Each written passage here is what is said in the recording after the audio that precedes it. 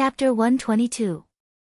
Wherever Mediva's fingertips pointed, there would be a bright purple arcane radiance. As mysterious veins of light flowed from top to bottom, the things in Duque, Noxus, and Garona's field of vision were being constructed at a high speed. Power that could not be understood and measured by science surged out, and the surrounding scene was like an oil painting with its canvas removed, revealing its true form. When the last round of dazzling light bloomed, everything changed. The void and chaotic sky became the roof of Mediva's workshop, and sunlight shone through the colorful glass windows, filling the entire workshop with a holy atmosphere like a church. There were 12 huge marble pillars around the workshop, forming a cloister around the periphery. In the middle of the workshop was a large pool with a diameter of 20 meters. It was filled with a blue liquid that was slowly churning. Duque only needed a glance to understand what it was. Mana. Mana that was rapidly condensed. It had surpassed the gaseous state of mana itself and turned into a liquid state. Every time the liquid mana rolled, if one were to focus all their attention on it, they would discover that there would be dazzling lights exploding in front of their eyes, as if flowers of light were blooming, constantly repeating the process of budding, blossoming, withering, and dying.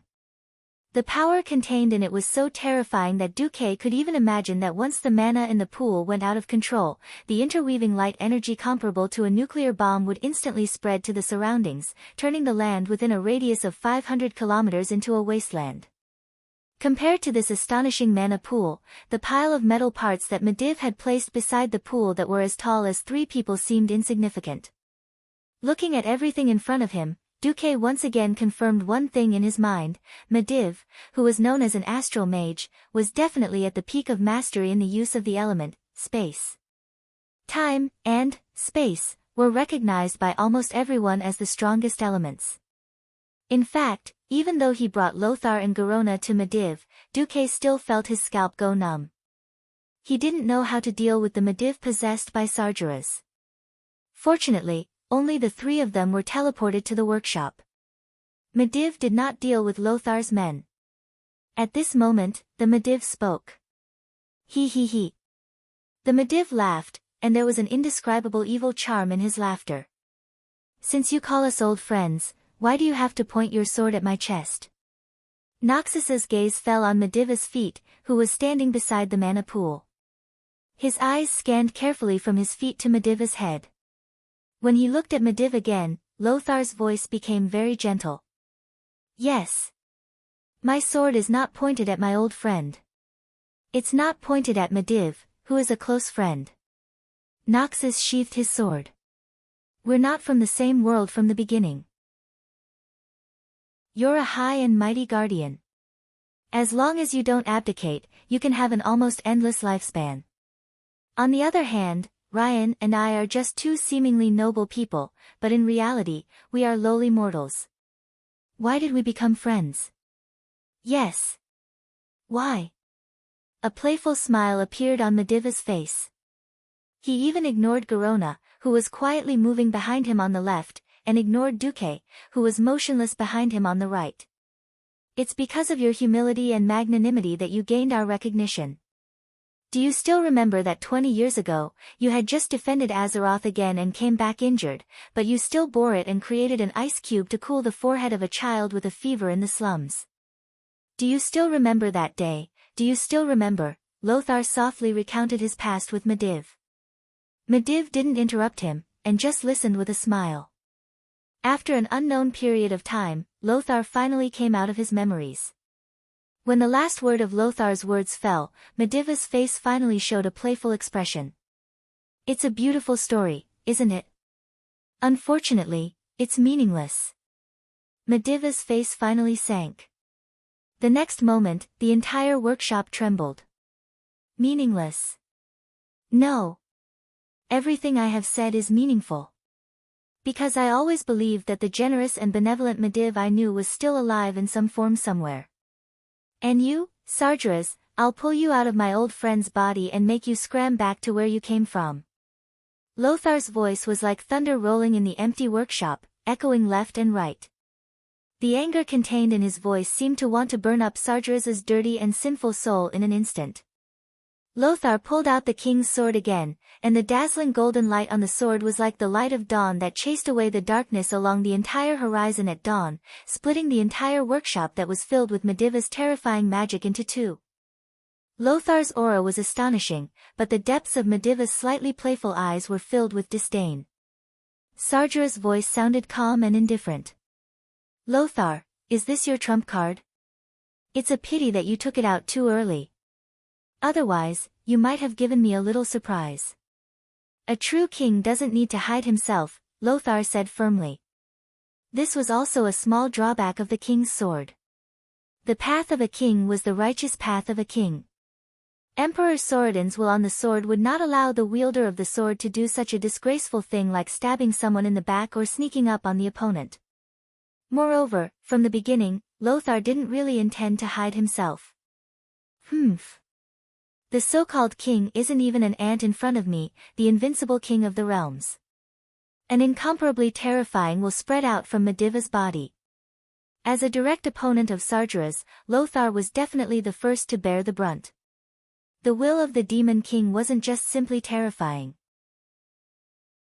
Countless images, large and small, continuous or intermittent, flashed across Noxus's spiritual sea, constantly impacting Noxus's will. Those weren't ordinary images. They were images of worlds that had been destroyed by Sargera's burning legion over the past 10,000 years or so. The cruel and crazy demons turned beautiful planets into barren, scorched lands, and killed millions of all kinds of creatures. Slaughter. Destruction. Destruction. This was the main theme of the Burning Legion. At this moment, Lothar heard the cries of billions of creatures, and tasted their sorrow, pain, and despair. Before he knew it, Lothar had already knelt on one knee. His face was pale, and his forehead and hair were all dripping with cold sweat. His eyes were pitch black, as if he was about to faint. Noxus felt like a lone boat in a boundless sea of rage.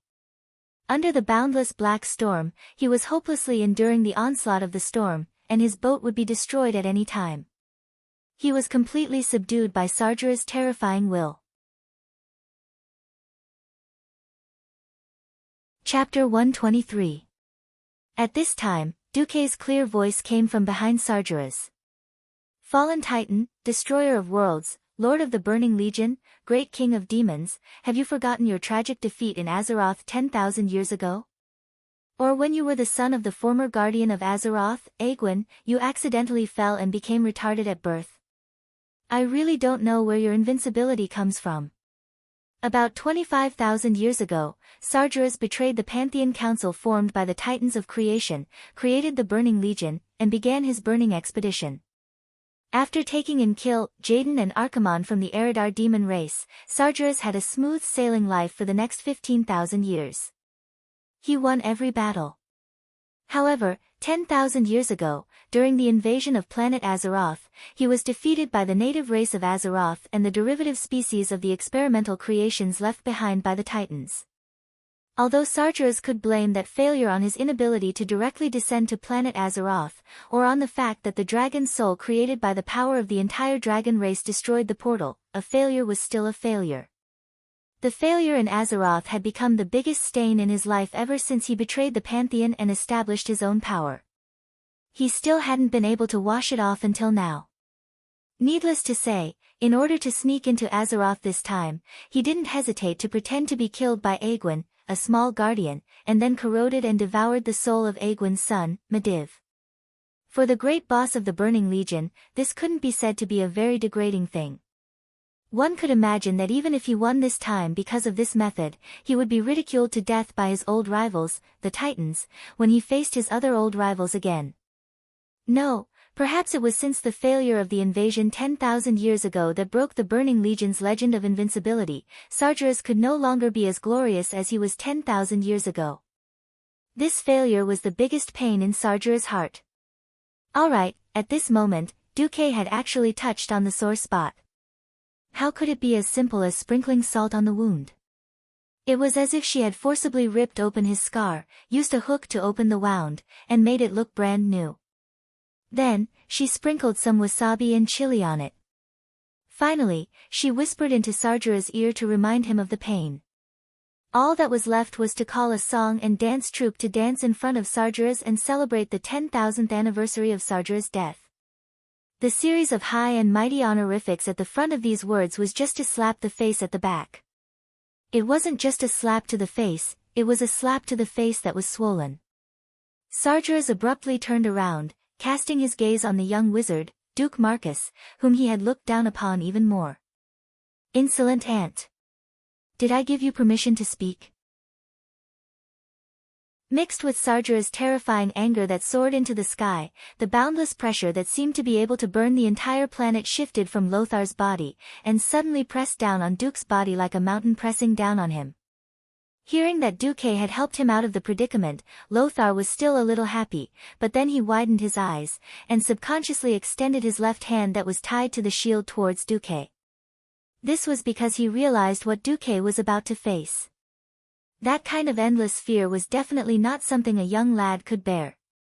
Having seen the trials and tribulations of life, bearing the death of his beloved wife, and facing the death of his comrades, Lothar's first half of life could be said to be incomparably rich. Even Lothar, who thought that his mind had long become as hard as iron, didn't dare to say what would happen if Sargera's pressure continued just now. What would happen if it was suddenly Duke who had to bear all of this? Lothar simply couldn't imagine. In his opinion, the young wizard Duke had already done a perfect job.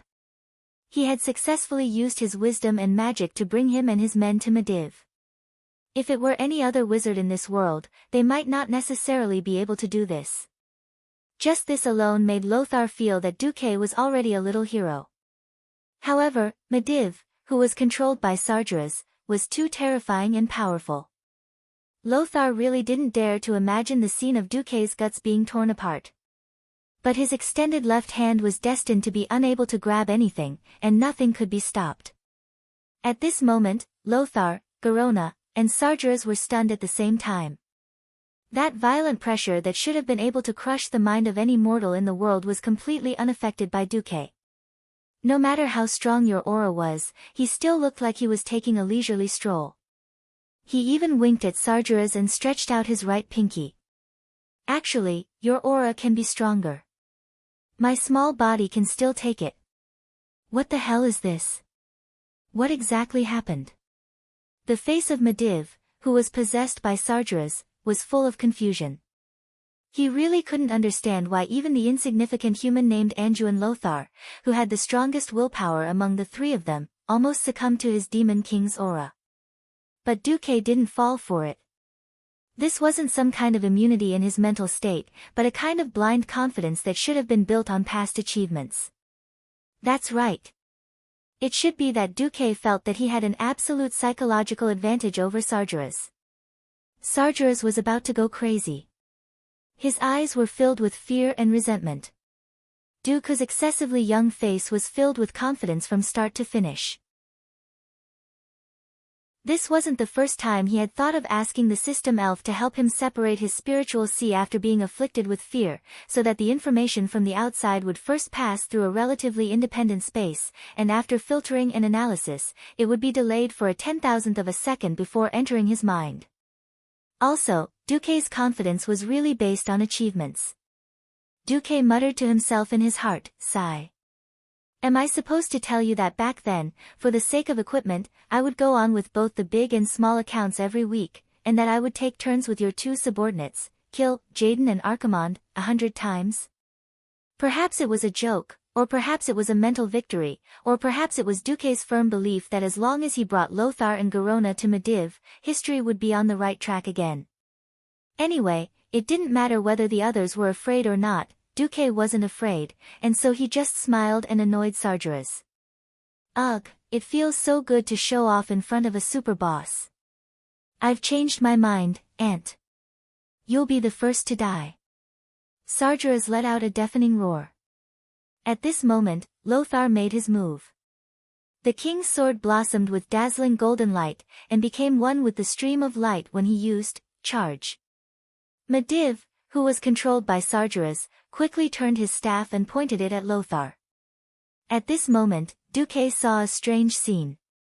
The passage of time seemed to have become stagnant, and every speck of dust, every ray of light, and even everything around him were moving in a strange trajectory.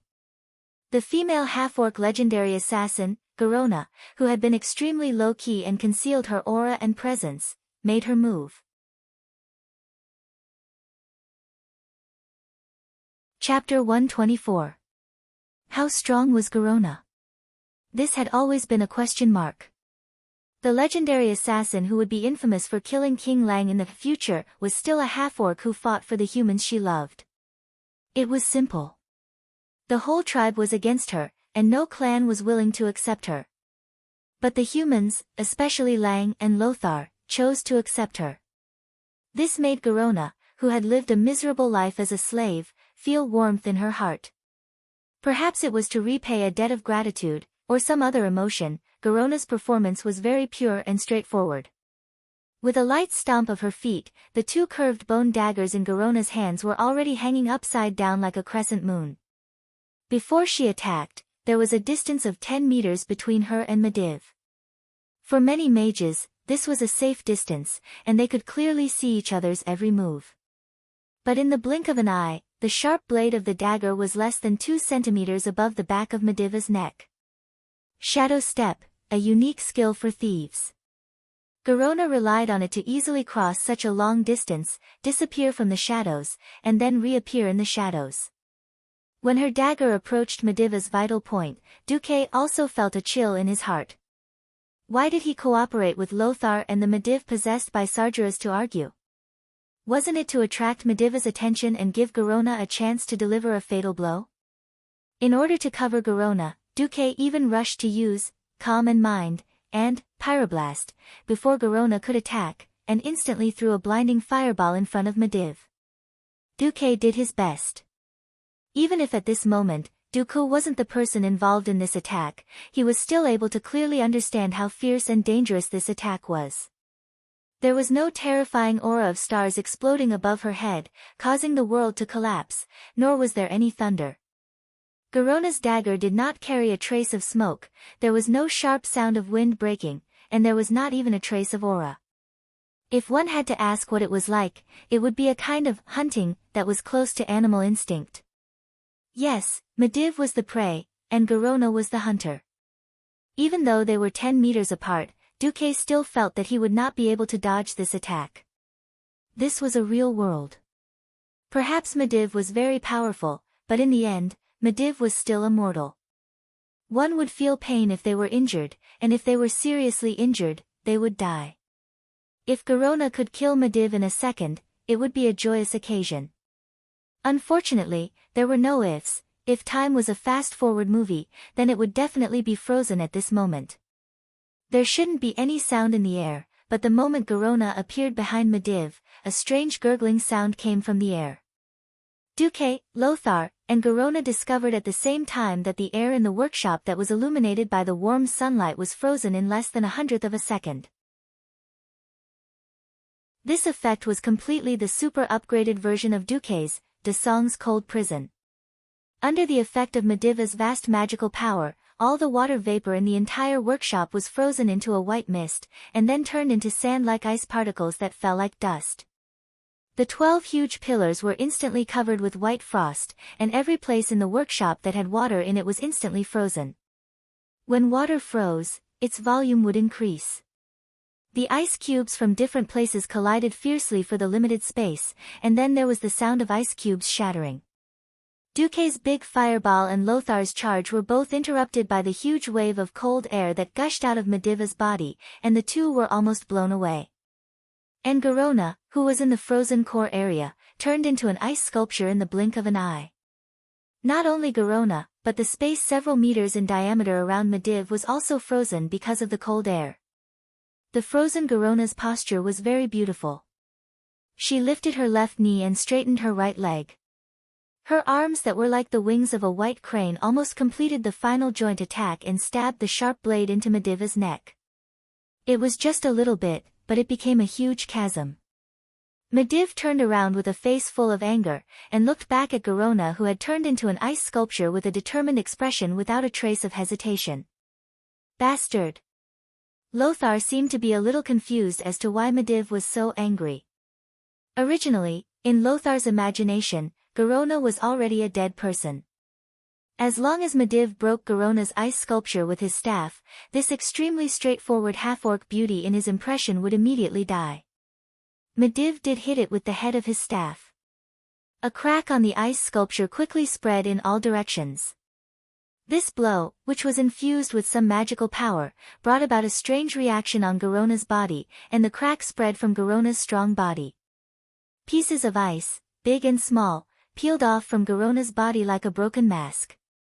With the loudest cracking sound, when the shattered ripples spread to Garona's entire body, Garona, who was already a little dazed from the freezing air, fell out of the ice sculpture while shivering. However, the moment she saw Medivh's face, Garona's face was filled with incomparable stubbornness. Medivh hit Garona. Yes, he hit her. He hit her with his fists. The dignified magic level Medivh actually hit Garona in front of the dumbfounded Lothar and the imaginative Duque. You bitch. You actually want to kill me? With a punch, Garona's left face suddenly had a bruise. Because of the green skin of the orcs, this was actually not obvious. Why can't I kill you? Garona, who had temporarily lost the ability to move because of the ice, asked stubbornly. Bitch. Why don't you think about who spared your life? Let an assassin like you who pretended to be an emissary live. You actually don't know how to be grateful, and you still want to kill me? Medivh, or perhaps Sargeras was still angry, punched her again. Humph. It's my greatest shame to be possessed by a weak male like you. Wait. Something seems wrong. Lothar's facial muscles instantly froze. And Duque suddenly remembered a secret, that was the story of a savior named Medivh in the future. Medivh, one of the founders of the new Tirisful Council. In order to resist the invasion of the world of Azeroth by the ancient gods, he ran around everywhere. In particular, this Medivh was a mix of orcs, Draenei, humans, and titans. That's right. He was the child of Medivh and Garona. Garona used to be one of the assassins sent by Ghoul Dan to pretend to be an emissary and assassinate Medivh. Medivh killed all the orc assassins except Garona. Then Garona was sent back to deliver a message to Ghoul Dan, and Ghoul Dan sent her to Medivh's side as a spy to serve the interests of the orcs. The Madi civilization knew all of this, but they kept her here. The official explanation in the game was that two lonely souls were attracted to each other. This description was so artistic, now it didn't seem artistic at all. It was clearly someone's dirty words when he was having a headache.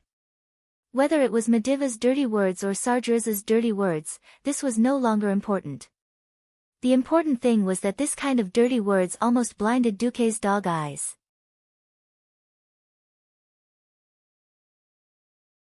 Chapter 125. Bitch. You have to face your own fate. Medivh, who was under Sargeras's control, was in a relationship with Garona, a female half-orc, in an orc's way. Medivh's punches fell like raindrops. This was nothing to Garona, who had been treated with disdain and torment by her fellow orcs since she was a slave. Male. Other than your evil magic, is that all you have?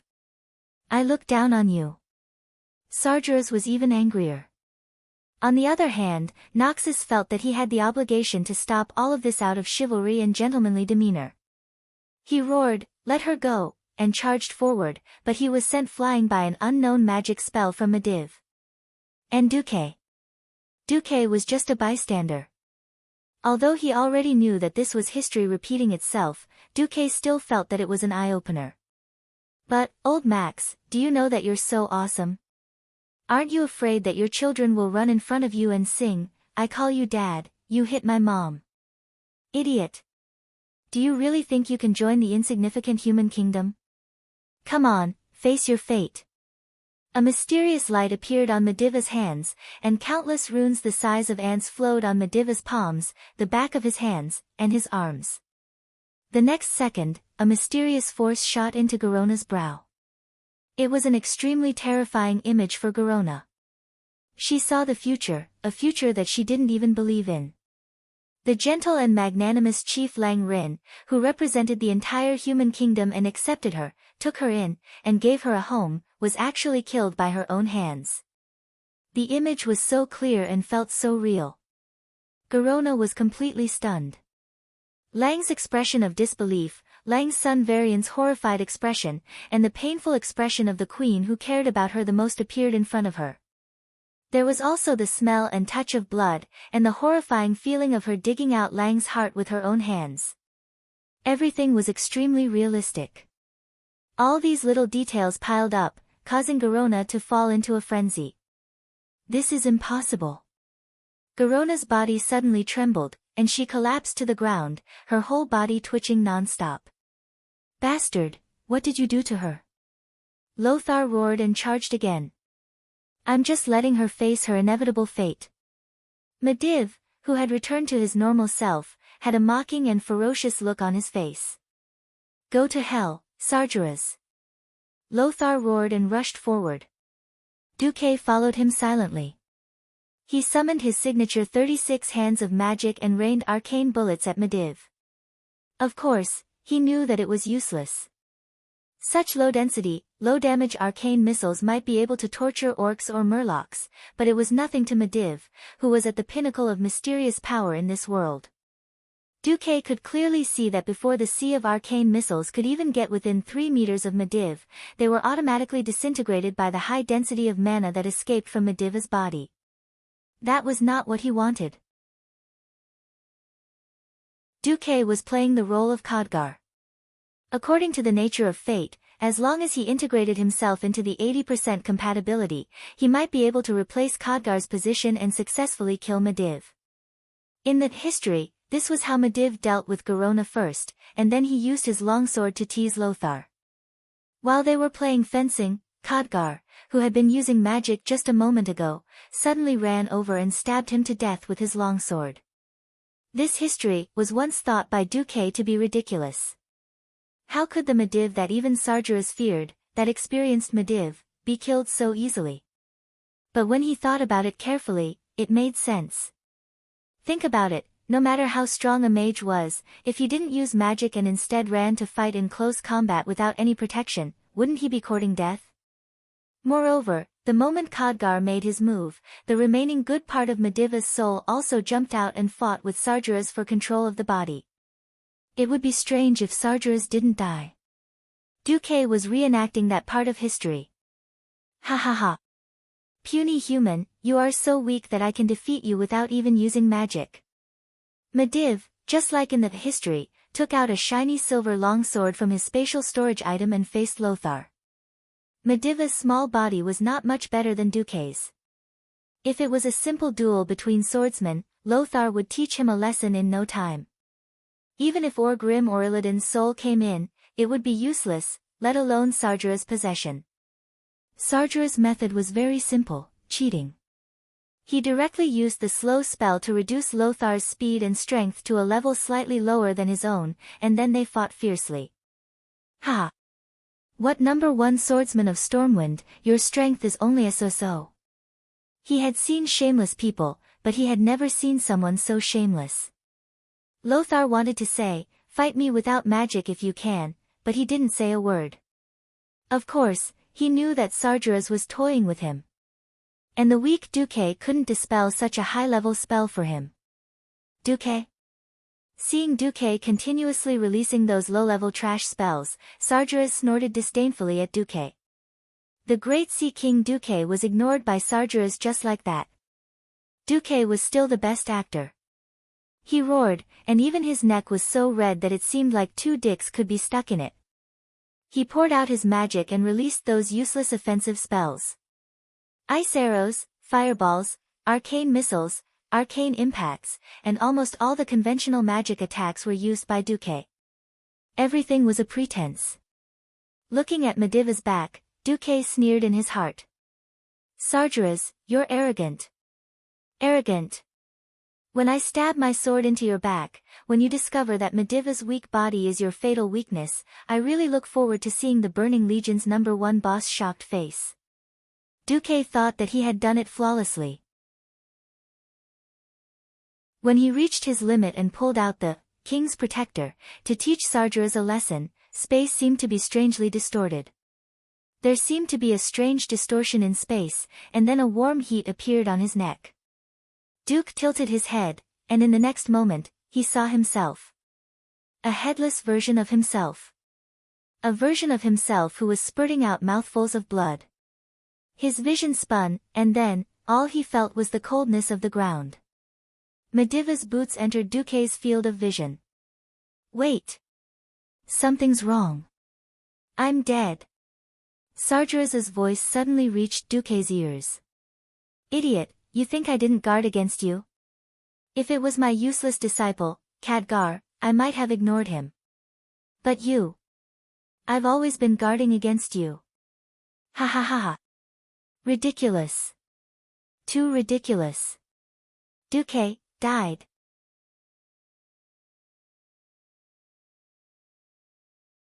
Chapter 126. No, when Lothar saw that Duque had been killed, he suddenly felt that the world around him had become blank and empty. Apart from Duque's corpse and the Mediv possessed by Sargeras, he couldn't see or hear anything. An unprecedented grief and indignation surged in his heart like a volcanic eruption. He used to think that he had seen through life and death, and was used to seeing his comrades die. He was no longer afraid, and he could treat the death of everyone around him coldly. In fact, when he faced this moment again, Lothar still found that he couldn't do it. From the moment he met Duque, Lothar only felt that he was a talented and flamboyant kid. When he was Duque's age, he vaguely remembered that he had done a lot of crazy things, but whenever there was a problem, there was always Lang, the prince, to take care of it. At that time, Lothar only had pure admiration for Duque. When the name, Sea King Duque, appeared, Lothar originally didn't like this kind of person who relied on business to rise, but as time passed, Lothar changed his view. Everything that Duque did proved that he was responding to the crisis, for the benefit of Stormwind, and even for the benefit of the entire human race.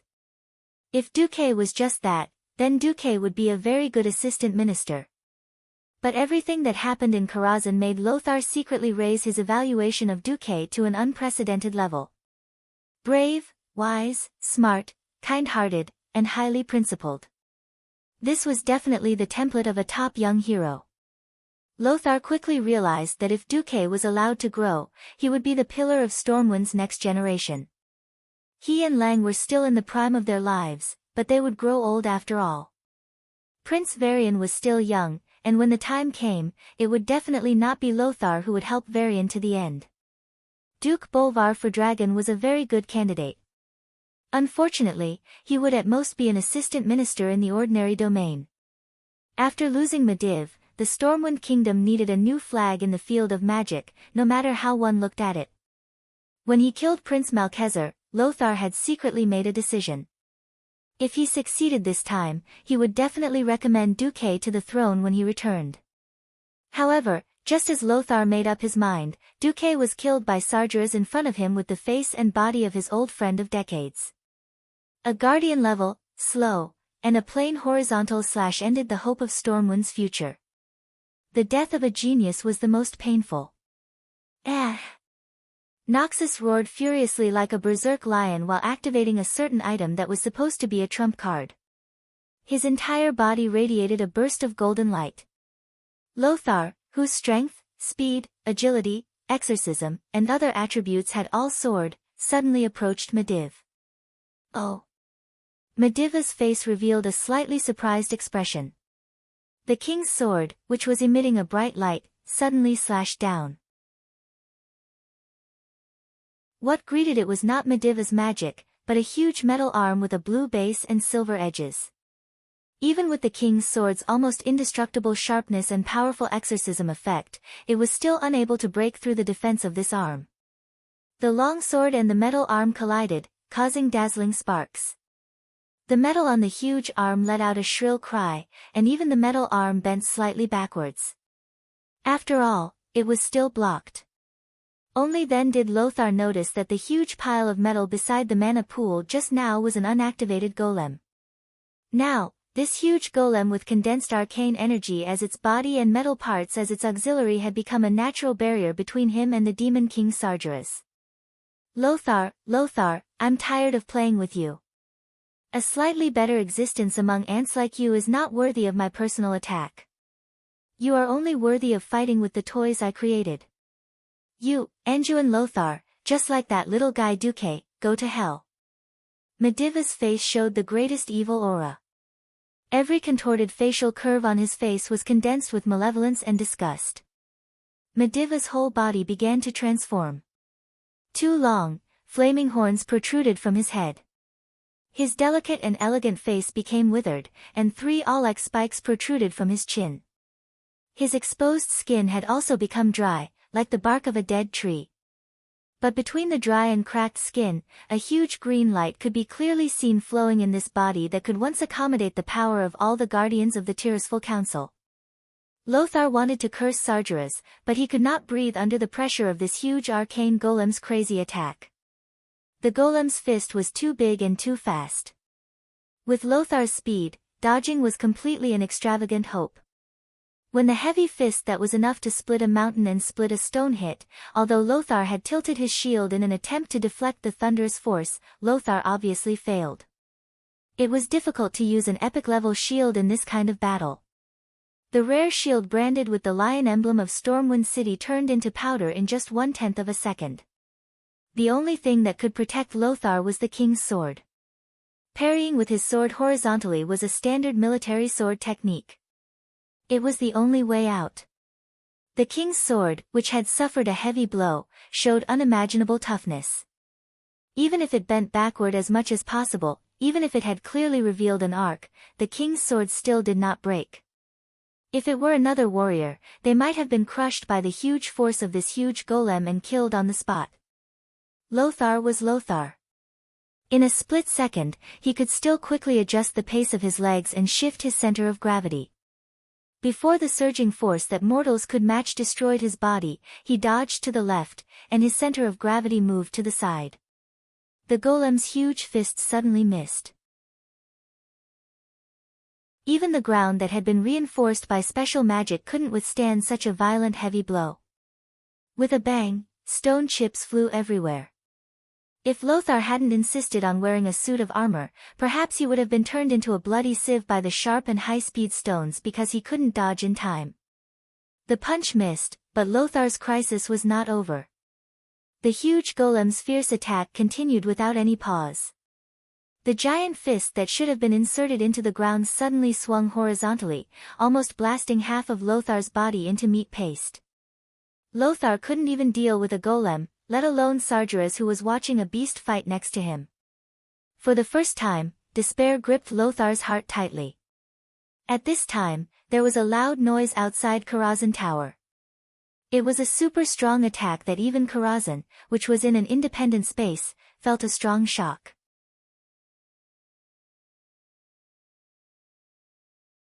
Chapter 127.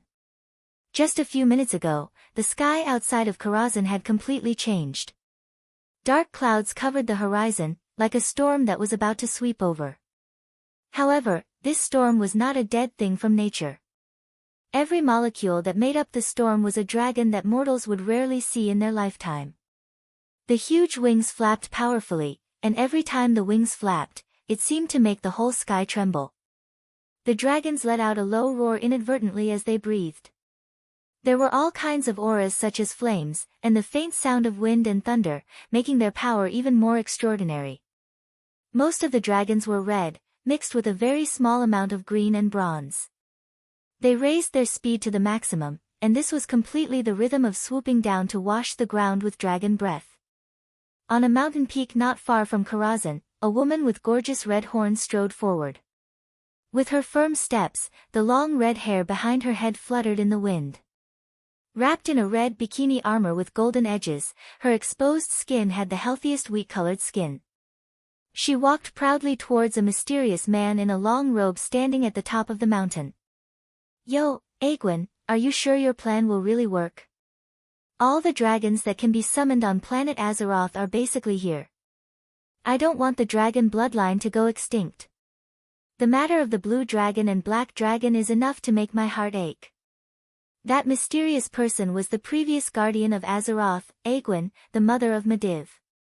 She gently pulled down her hood, revealing a beautiful face that didn't look old at all. Old friend, we have guarded this world together for hundreds of years. I think we have the same attitude towards demons, don't we? Alexstrasza. If Duque were here, he would definitely exclaim that history was completely unreliable. Aegwynn, who should have been severely injured by Sargeras, held back because she received the warning signal in advance. She was defeated, but she wasn't seriously injured like in history and could only hide to recuperate. It was just a minor injury, so she had the strength to gather a group of old friends to deal with Sargeras together. 10,000 years ago, it was the combined power of the 5 dragon aspects that created the dragon soul, to teach the invading demons how to be human. 10,000 years later, the Black Dragon King, Nesario, had betrayed the Blue Dragons, the Emerald Dream of the Green Dragons had been corroded, and the Bronze Dragon King, Nozdormu, had disappeared. The Red Dragon Queen Alexstrasza, the only one who could move, still stood up and called for all the dragons to participate in the siege against Karazhan. Faced with Aegwynn's answer, the Red Dragon Queen raised a new question.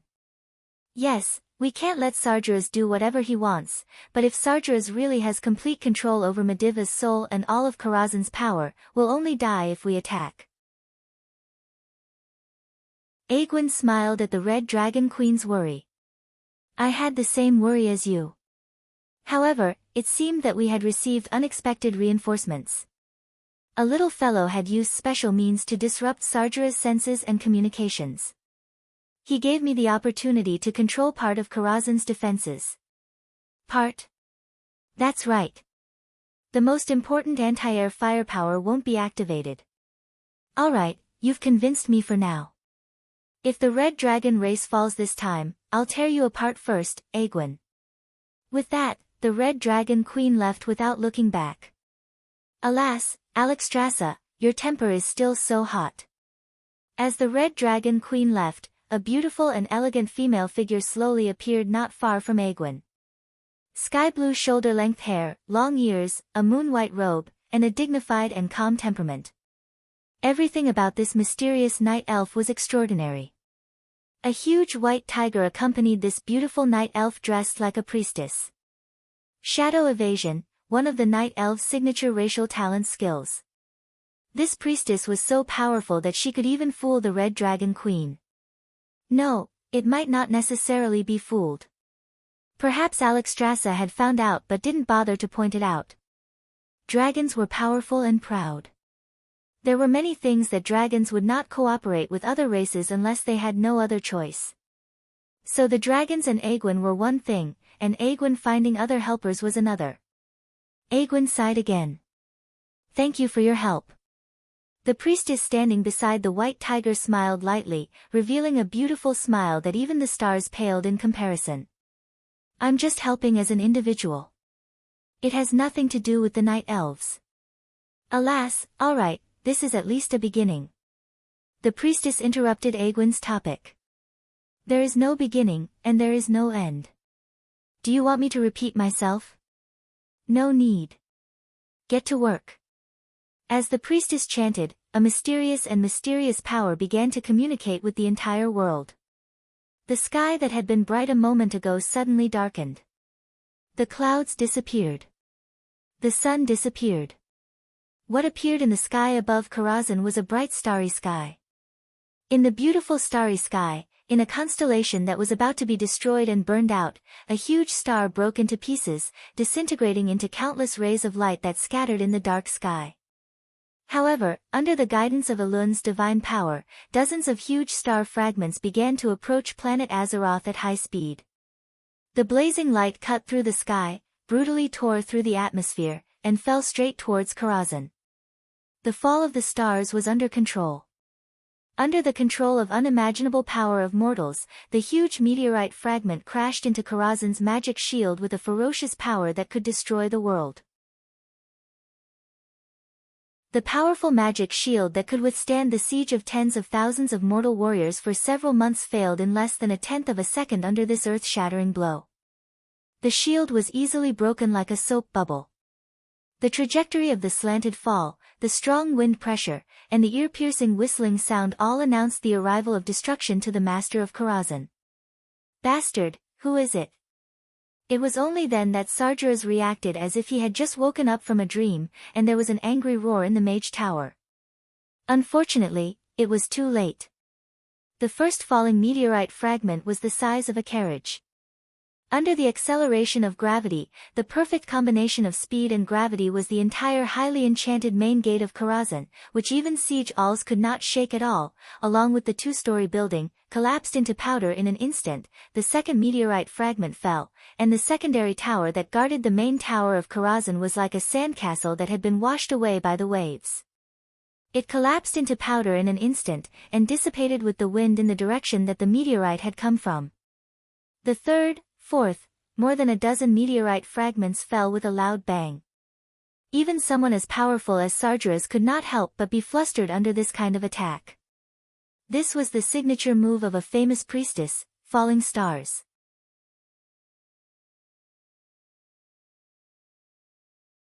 Chapter 128. Duque died. Once again. After a few months, he had almost forgotten the smell of death.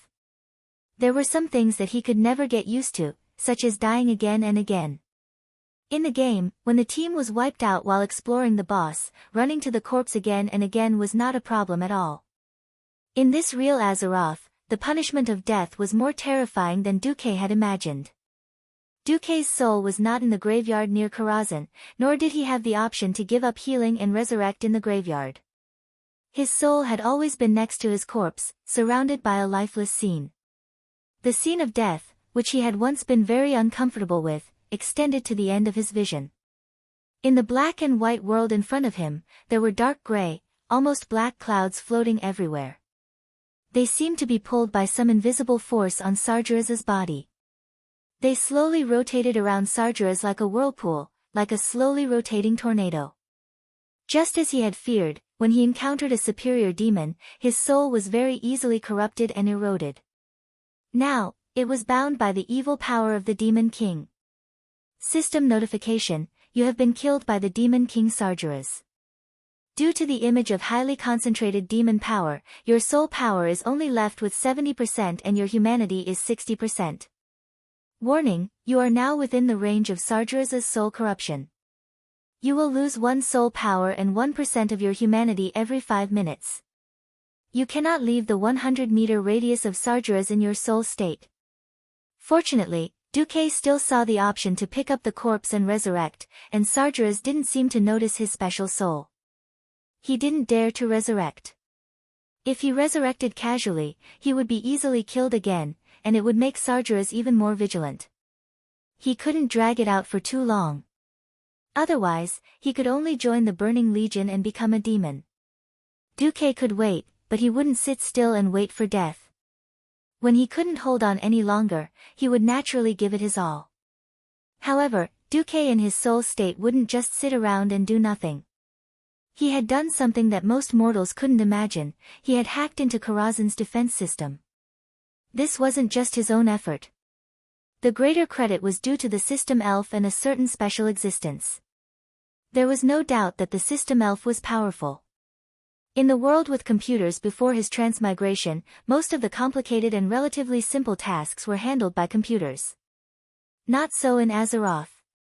If there was no magic, this would still be a world where the officers on the battlefield could only shout orders, and if they were too far away, they could only release signal flares or have the cavalry act as messengers. Even if there were spells, magic arrays, and other defense systems, they were still mostly simple information feedback.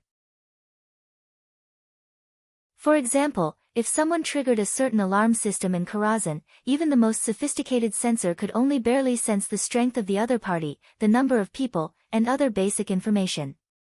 In order to carefully assess the enemy's strength, the mage himself had to use Mage's Eye and other observation methods to confirm it with his own eyes. If the owner of Karazhan was still Medivh, Duque might not have been able to do anything. But Sargeras was another matter altogether. Previously, in order to confuse others, Karazhan's entire magic defense system was set up in the style of humans. Basically, Sargeras wasn't easy to use. After Sargeras completely controlled Medivh, he didn't have the time to change the entire mage tower to the system that demons were used to, because Sargeras was busy plotting against the 6 members of the Tirisful Council. Sargeras didn't think it would be useful, so he left a big gap for Duque. Moreover, Duque had a helper, the soul of Medivh's biological father, Alan.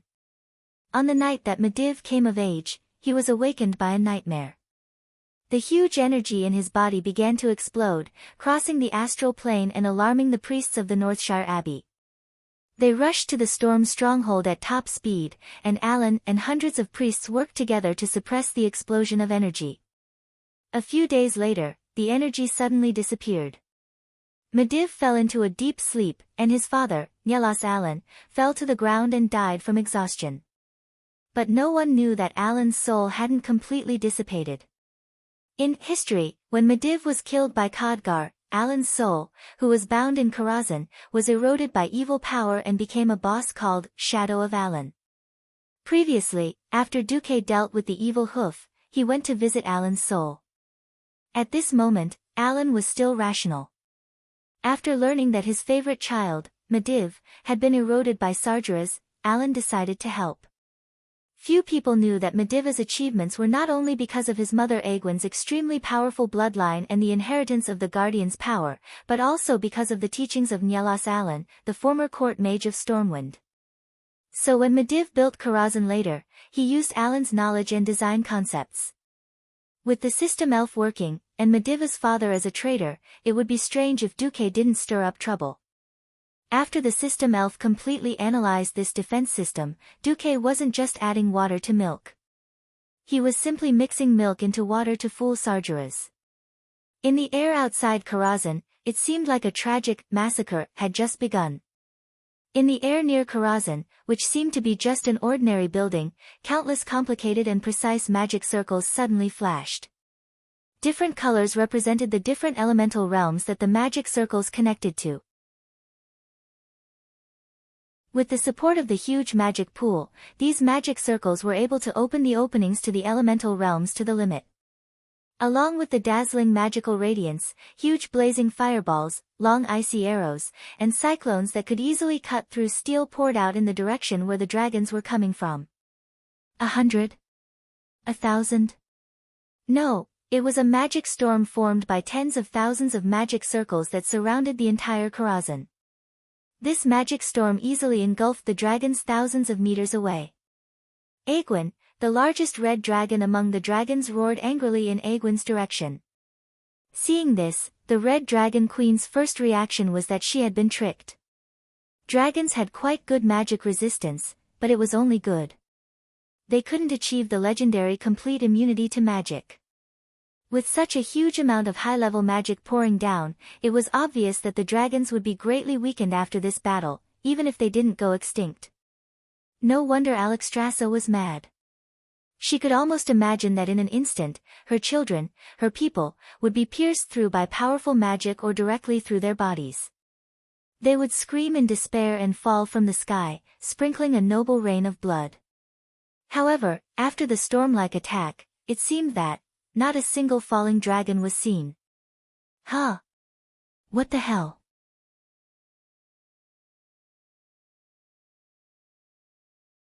Chapter 129. In a few breaths' time, other than the barrage created by the conventional low-damage magic seals, all the large magic seals shone brightly again. It's coming. Be careful to dodge. Alexstrasza shouted. Dragons were strong, but their strongest point was not their long-range attacks. Draconic magic could rarely kill enemies hundreds of meters away. Dragon breath only had a short range of a few dozen meters. The strongest point of the dragon race was naturally their unparalleled melee combat. In close combat, the dragon race rarely had a match. Speaking of which, even with the support and cover of Goddess Elun's Chosen, this distance of nearly 1,000 meters was still a space of death for the dragon race. However, when the huge magic seal at the top of Karazhan, which had a diameter of more than 50 meters, let out a deafening roar, the magic cannon that symbolized Karazhan's fiercest attack was sent flying. Looking at the cannon that brushed past the top of the group of dragons, ready to use arcane energy to conquer the Sea of Stars, the Red Dragon Queen knew that Egwene's words about a traitor were true. Beams of different colored light stabbed into the group of dragons like forks, but they did not even take off a few dragon hairs, let alone dragon scales. So scary. This kind of attack. It only looks scary. The group of dragons maintained their high-speed charge while whispering. Not only the guys below, but the Red Dragon Queen was also muttering, "Korostrash, what do you think?" The red dragon called Korostrash might be a little unfamiliar to everyone, but in the future, his human form would be more commonly known as Krasis. The current Krasis was just a dragon follower. Korostrash stared at the gorgeous but useless magic barrage for a full 3 seconds. A genius is controlling Karazhan's magic defense system. If it's not some special magic puppet, then this guy's strength must be very shocking. At this moment, Egwene touched a sore spot. A mage spoke to her through telepathy. "Alexstrasza, what did you say just now?" "Nothing. My throat is itchy, so I roared to call you." The Red Dragon Queen blushed. Well, her face was already red, so it was impossible to tell. Under Duque's secret control, Karazhan's defense system became the most gorgeous fireworks system. The fiercest and most powerful firepower would definitely be fired in a direction that absolutely could not be hit. Only the small magic arrays that couldn't hurt the dragons would be more serious about bombarding the dragons. The Red Dragon Queen felt like she had been tricked, not to mention everything else. I really don't know if that guy did it on purpose or not. As the leader of the Red Dragons, it was only natural that he would receive the strongest firepower. Moreover, the Red Dragon Queen's body was the largest and the easiest to hit. Unfortunately, that bastard had been flirting with Alexstrasza all along. Dozens of arcing, delayed explosions, and direct attacks had forced the Red Dragon Queen to change her flight path 7 times in just 3 seconds. However, she was still easily forced into a dead end. However, when she was about to activate the magic defense circle and take a heavy blow, the opponent threw a harmless low-density arcane bomb. It was like a paint bullet in an air combat simulation. "Let me tell you, I can really shoot you down, but it's just a fake fight." The Red Dragon Queen felt terrible after being slapped in the face. A distance of 1,000 meters was nothing for the dragons. If it wasn't for the fact that they were being careful and kept everyone flying irregularly, they would really be there in a short while. Obviously, they had worried too much.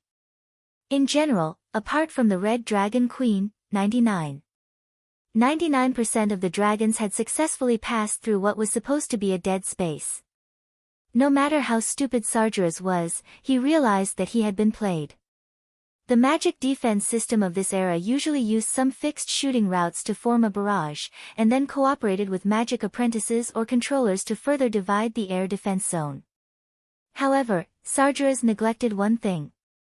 He didn't have lower-level officers or magic apprentices to help him deal with the defense system independently.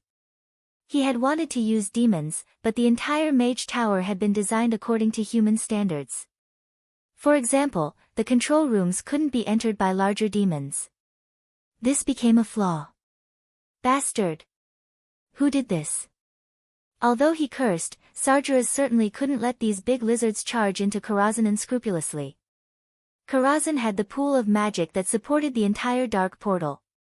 If these big lizards really charged in and destroyed the pool of magic, his plan to corrupt the world of Azeroth through the dark portal and further open the space barrier would completely fail. Kill them. With Sargeras's roar, the vertical pupils of the dragons reflected the vortex-like portals in the air around Karazhan. They could even see that on the other side of the purple vortex full of chaos and evil, there was a world that had become desolate and dead because of complete destruction. The scorched earth that had been burned to the point where there was no longer a trace of life left by the hellfire filled every corner of the other side of the portal in their field of vision. Now, Stepping on that dead land, huge demons with long horns and huge bat wings rushed out through the portal at high speed. However, the dragons were moving faster than the demons had imagined. In the blink of an eye, the dragons had already rapidly expanded in the demons' field of vision. From a small black dot on the horizon to every scale on their ferocious dragon heads, it was really only a matter of a few blinks of an eye. It was like a replica of the battle between the 5-colored dragons and the Burning Legion 10,000 years ago. The earth-shattering roar resounded through the earth again. But it was obviously different from that time. For the first time, the demon army was at a disadvantage. A large number of demons didn't have time to pass through the portal before they were blocked by the dragon's breath. They couldn't use their advantage in numbers at all. A large number of burly half-dragons that were as tall as 3 people jumped down from the backs of the dragons, waving double-headed blades that were more than 10 meters long, and cutting the bodies of the demons. Sargeras almost went crazy with anger when he saw the image transmitted through the mirror.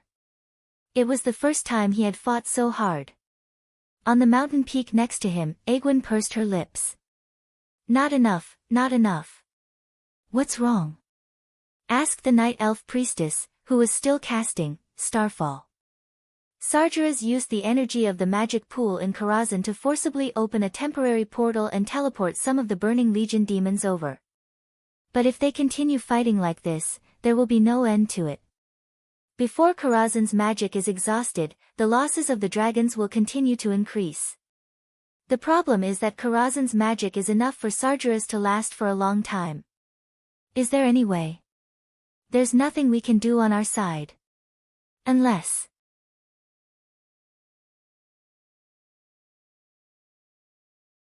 Chapter 130. Unless?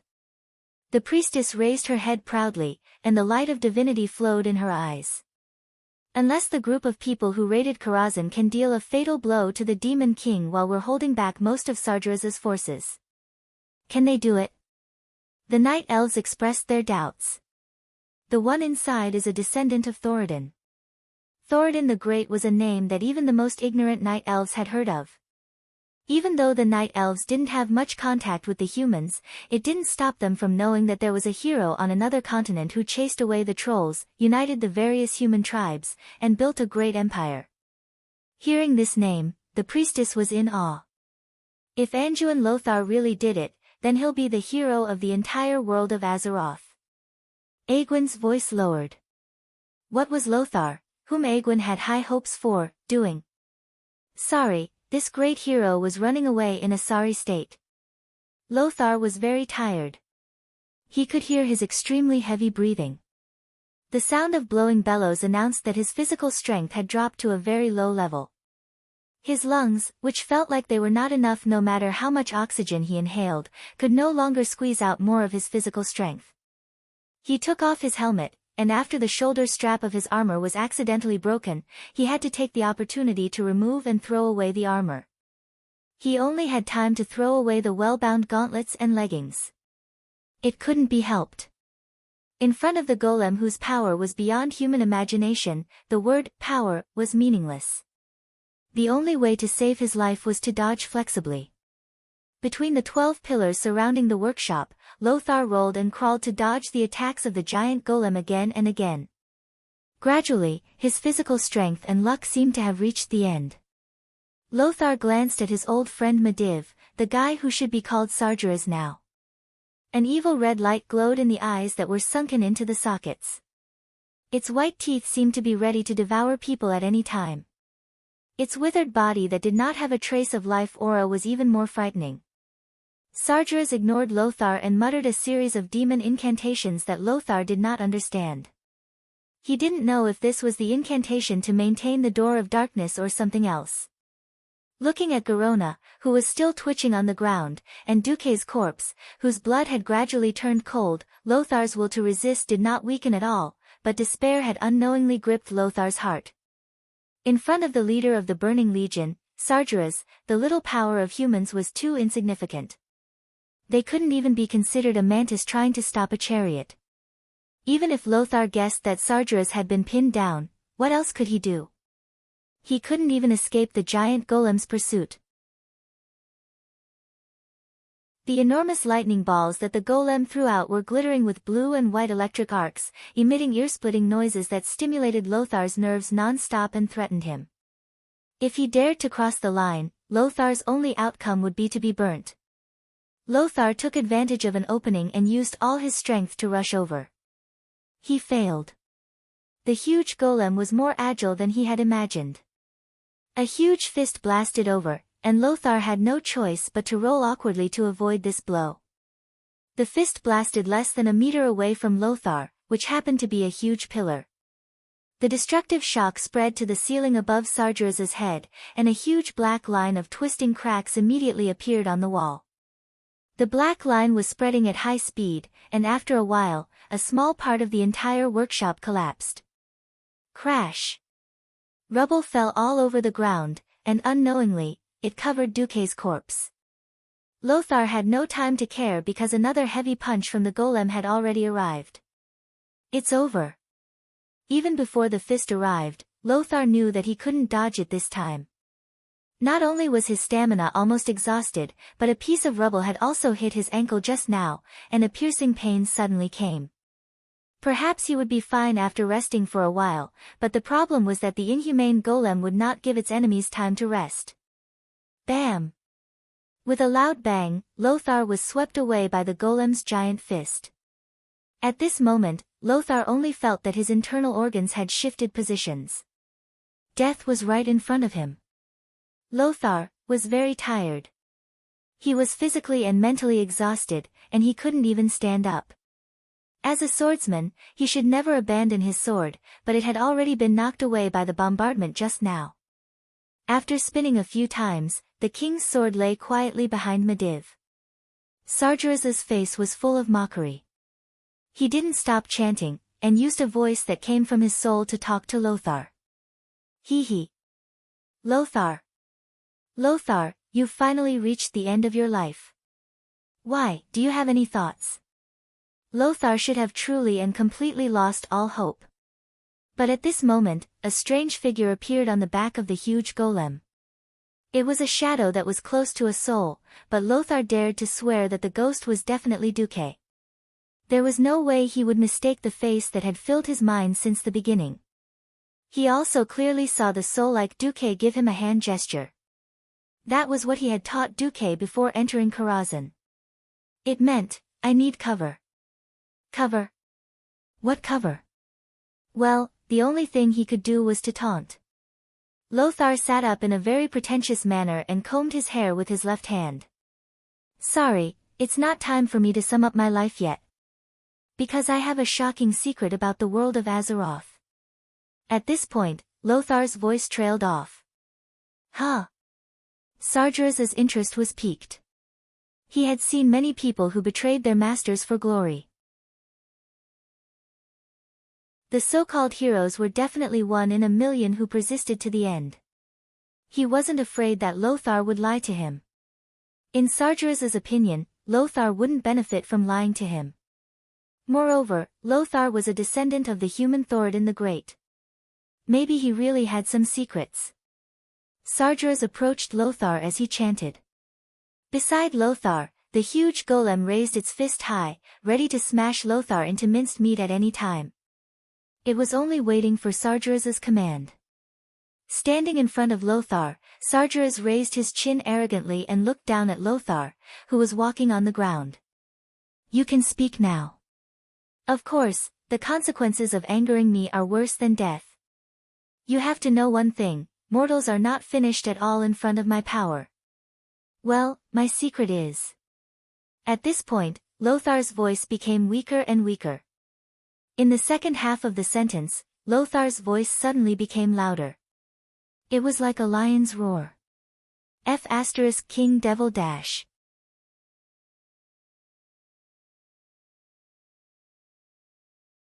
Chapter 131. After shouting, Noxus really didn't have any strength left. Ever since he saw that Duque, who he didn't know if it was an illusion, appeared again and gestured to him that he was done, he went all out. Sure enough, as soon as he finished speaking, a middle-aged ghost in a Stormwind Court mage robe suddenly appeared on his left. Without saying a word, he directly shot an ice arrow at Sargeras. Sargeras was also stunned. Who is he? But in the next moment, the memory from Medivh told Sargeras who this strange ghost mage was, Nyelas Alan. Medivh's biological father. This is really a ghost. Why is Alan's soul here?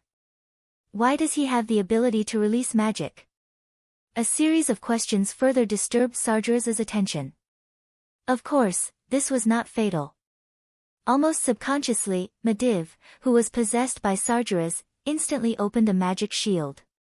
In the face of the highest level of magic, low concentration of magic was nothing at all.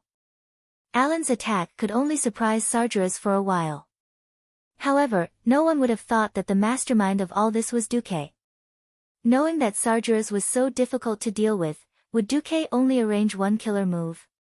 Without any reason, the golem's lightning-covered fist came crashing down. The moment the golem moved, Sargeras didn't react. Because in his mind, the golem was automatically protecting its master. He didn't think the golem's attack could cause any real damage to Alan. But after figuring out that Alan was actually a spirit, Sargeras had more means to deal with this Medivh's biological father. Huh? The eyes of Medivh, who was controlled by Sargeras, suddenly flashed. It was a frightening light. Because Sargeras was shocked to find that the golem's fist actually changed direction in the air and blasted straight at his head.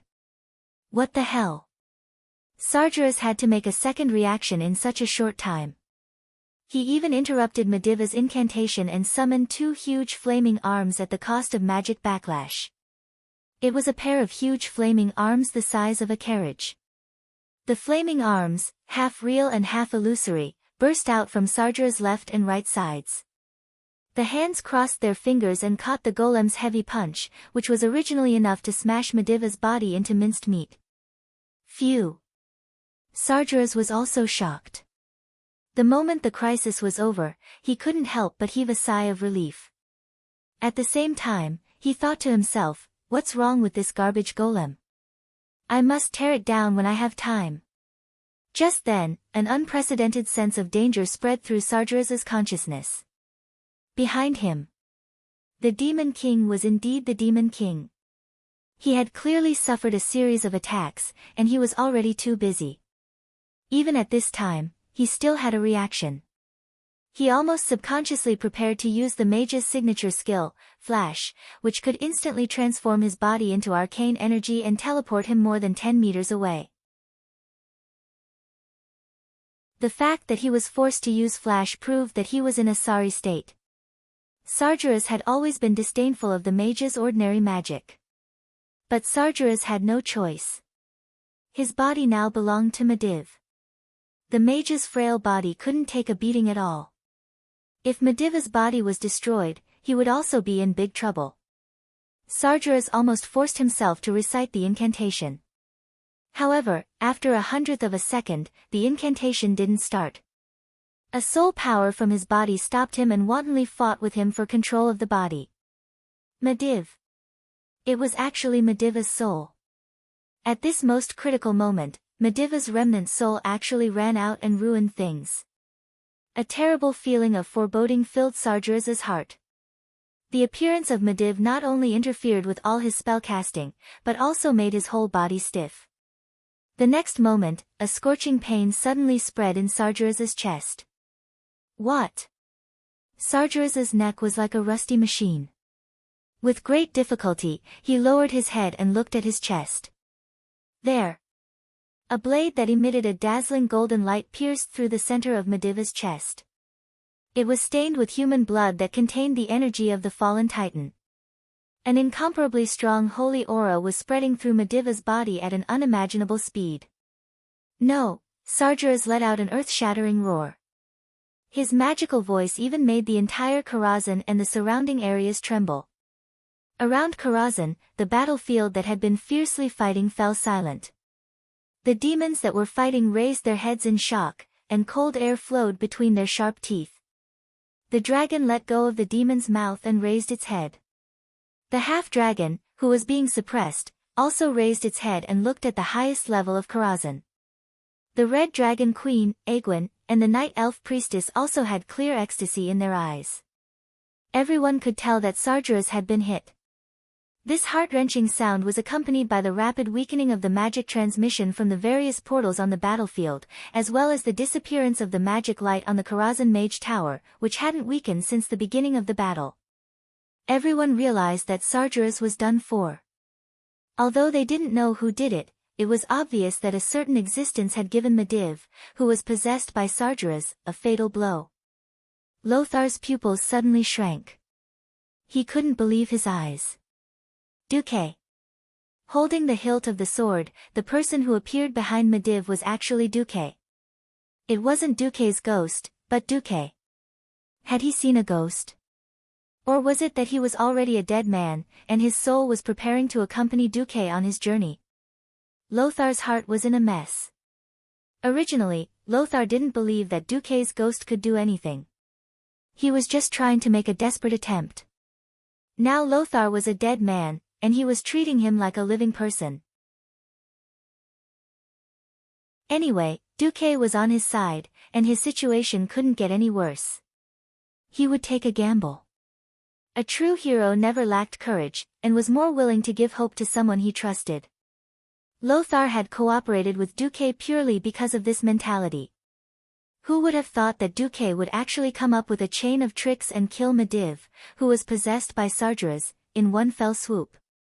This was simply beyond imagination. Wasn't Duque dead?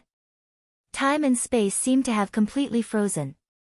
Duque's face was cold, and he had no intention of relaxing at all.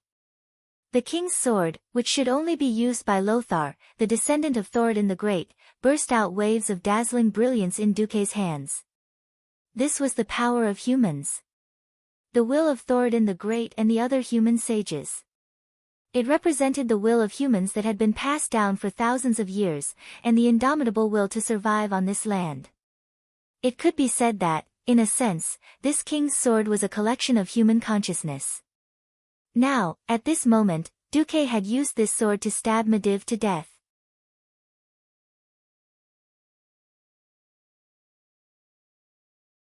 Chapter 132. There were too many questions in Lothar's mind. Why did Duque, who should have been beheaded, come back to life? Why did it seem like Duque had planned all of this? Why could Duque hide from Sargeras' senses and seize this once-in-a-lifetime opportunity to kill Sargeras in one fell swoop? A series of questions almost broke Lothar's mind. On the other side, Lothar was also filled with emotions. Victory! He actually won. He had thought that this was a backlash of despair. Even though Lothar had been cheering for the warriors, he had always been prepared to show these demons the backbone of humans even if he didn't succeed. He didn't expect it to become another important milestone in the history of the war between humans and demons. It didn't matter how much power Sargeras possessed in Madison's body. No matter how many powerful existences helped to restrain Sargeras' power. A kill was a kill.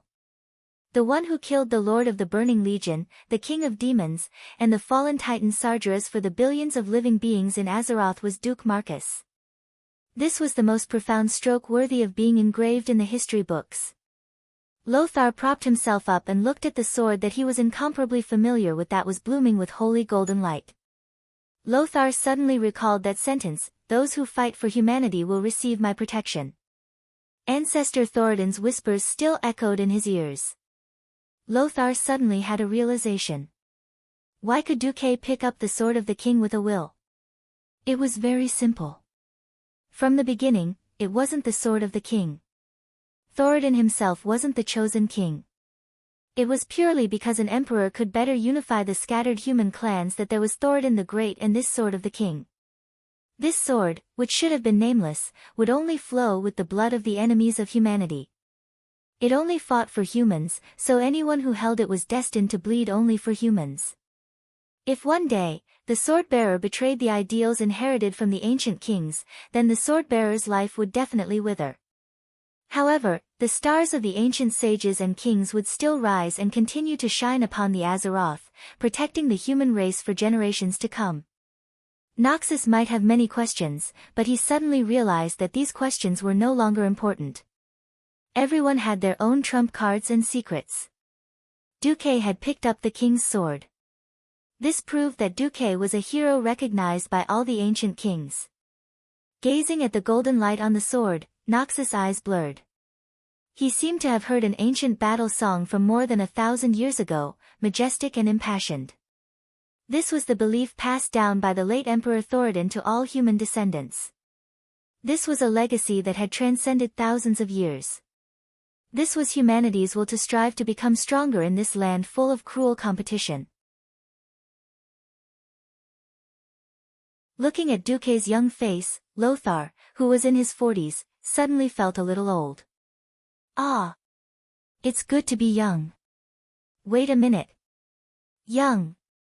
It was supposed to be a happy ending of defeating the evil super boss, but Lothar was shocked to see that Duque's face was rapidly growing.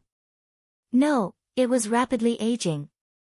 Almost in the blink of an eye, Duque's face grew from a childish 14-year-old to a 16-year-old. 17 years old. 18 years old. No. This wasn't growing. This should be some kind of extremely vicious curse that Sargeras cast before his death. He was using the last of his strength to counterattack Duque. Just as Duque held the sword with both hands and forcefully stirred and tore Mediva's heart, Sargeras raised his left hand and backhanded Duque with a mysterious black energy pattern. Sargeras' roar before his death proved this point. Duke Marcus, you ant, do you think this is the end?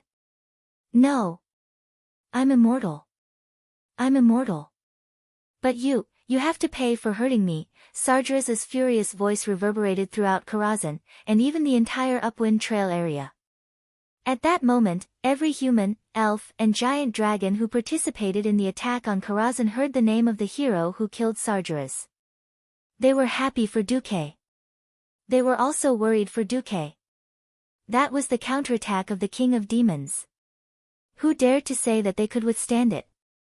The horror of demons wasn't just their incomparably strong combat power, but also their strange, terrifying curses that were impossible to guard against. If they were not careful, even a dragon with an incomparably strong body would die tragically. The other dragons could only watch helplessly as their companions died in pain and despair. Not to mention the frail humans.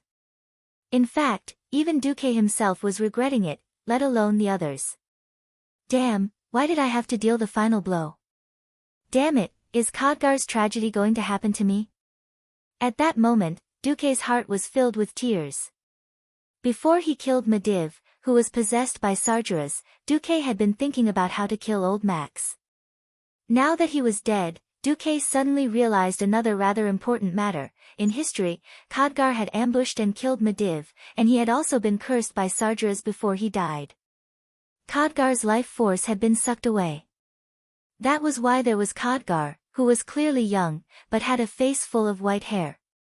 While time seemed to have frozen, Duke's mind was filled with hundreds of thousands of curses. I didn't think that Khadgar would die for no reason, and I, who replaced Khadgar as the hero who killed Sargeras, would also be cursed by this disgusting curse. He thought about how he, who had clearly been a young man before and after transmigrating, was actually going to become a little old man.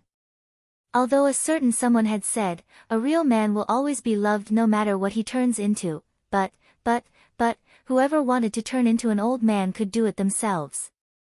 Don't look for me. Alright, even if in his heart, Duque had already flipped the table in anger no less than 1,000,000 times. In reality, only a blink of an eye had passed. Duque didn't dare to let go at all. He continued to pour his mental strength into the king's sword. As long as Sargeras wasn't completely dead, Duque couldn't relax for even a moment. Otherwise, if he allowed this demon king to catch his breath, all of humanity would be dead. He could only watch as the black ray of aging shone on his face. He could only helplessly let Sargeras' curse suck away his life force. This feeling of his body being hollowed out was terrible. Suddenly, an absolutely unexpected figure used his hand to block the trajectory of the black ray shooting towards Duque. Nyelas Aaron, the soul of Mediva's father, had used his soul body to block the attack for Duque. You. Duque's facial muscles froze.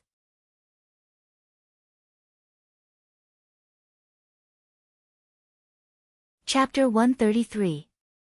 Just like how he couldn't do anything before, Duque was also powerless at this moment. He didn't know what the curse was about, but Duque only knew that Alan's soul, which was originally extremely condensed and full of magic power to release magic, began to dissipate at this moment. Like gravel blown away by the wind, the white-haired Alan's spirit body was disintegrated into soul molecules in Duque's vision. Such a great mage who was loyal to the Stormwind, such a great father, so easily disappeared in the wind. All that was left was a whisper of the soul. I'm atoning for my child. Duque's eyes suddenly became moist.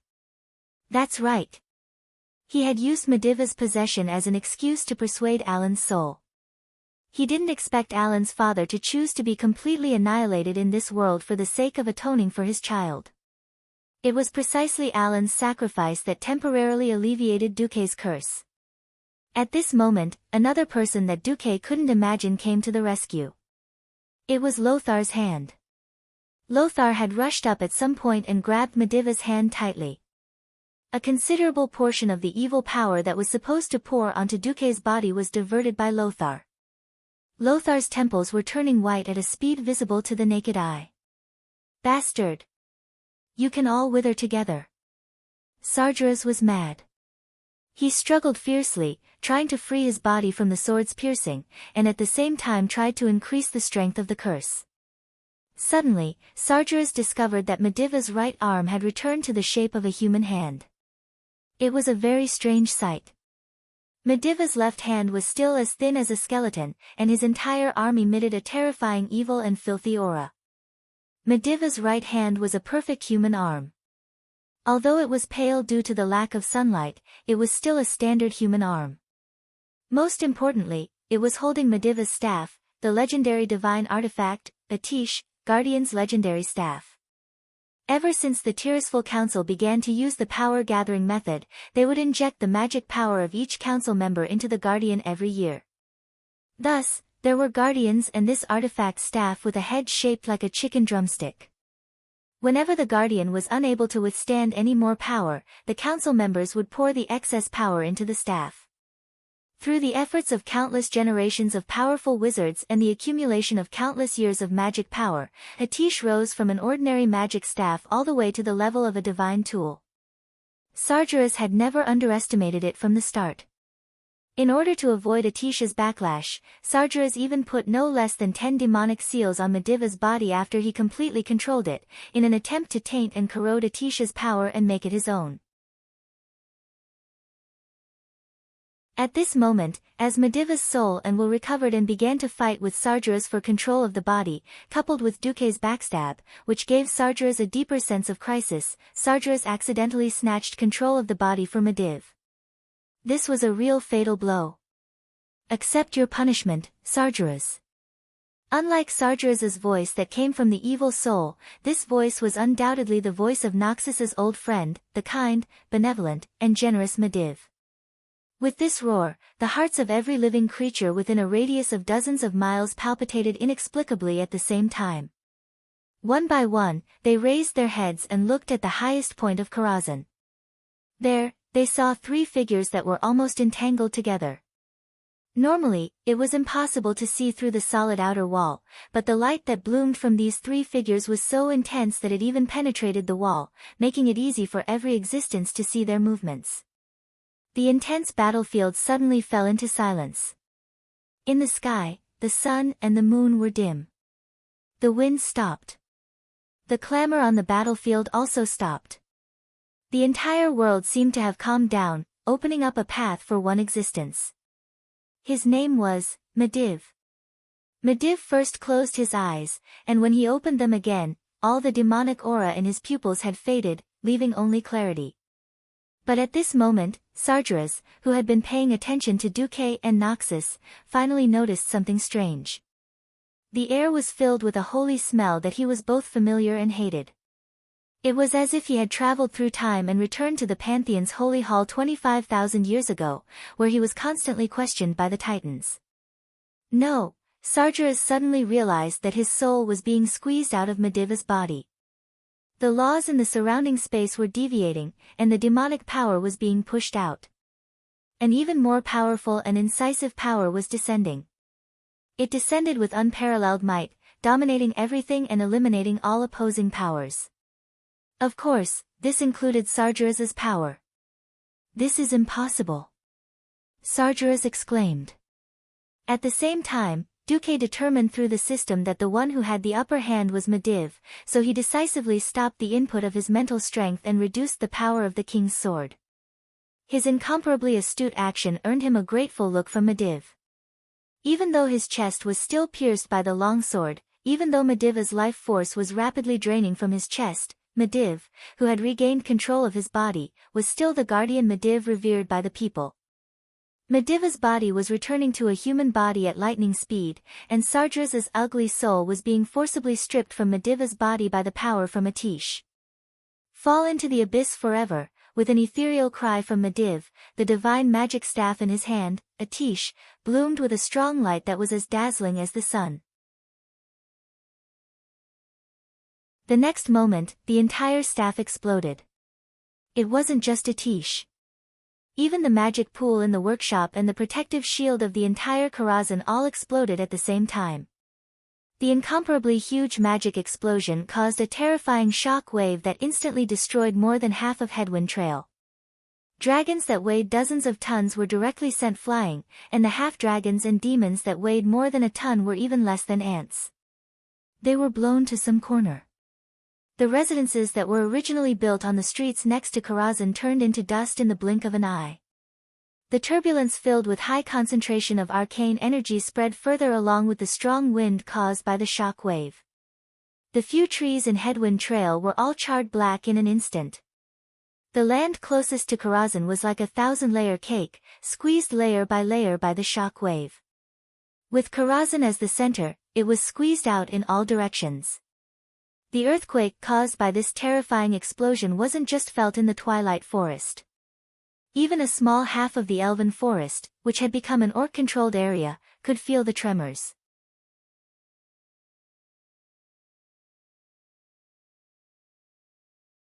Chapter 134. What exactly happened? Countless beings were paying attention to this event. Such a shocking explosion was not something that could be caused by an ordinary battle, nor was it something that Pharaoh's failed experiment or the goblins' collective suicidal behavior could achieve.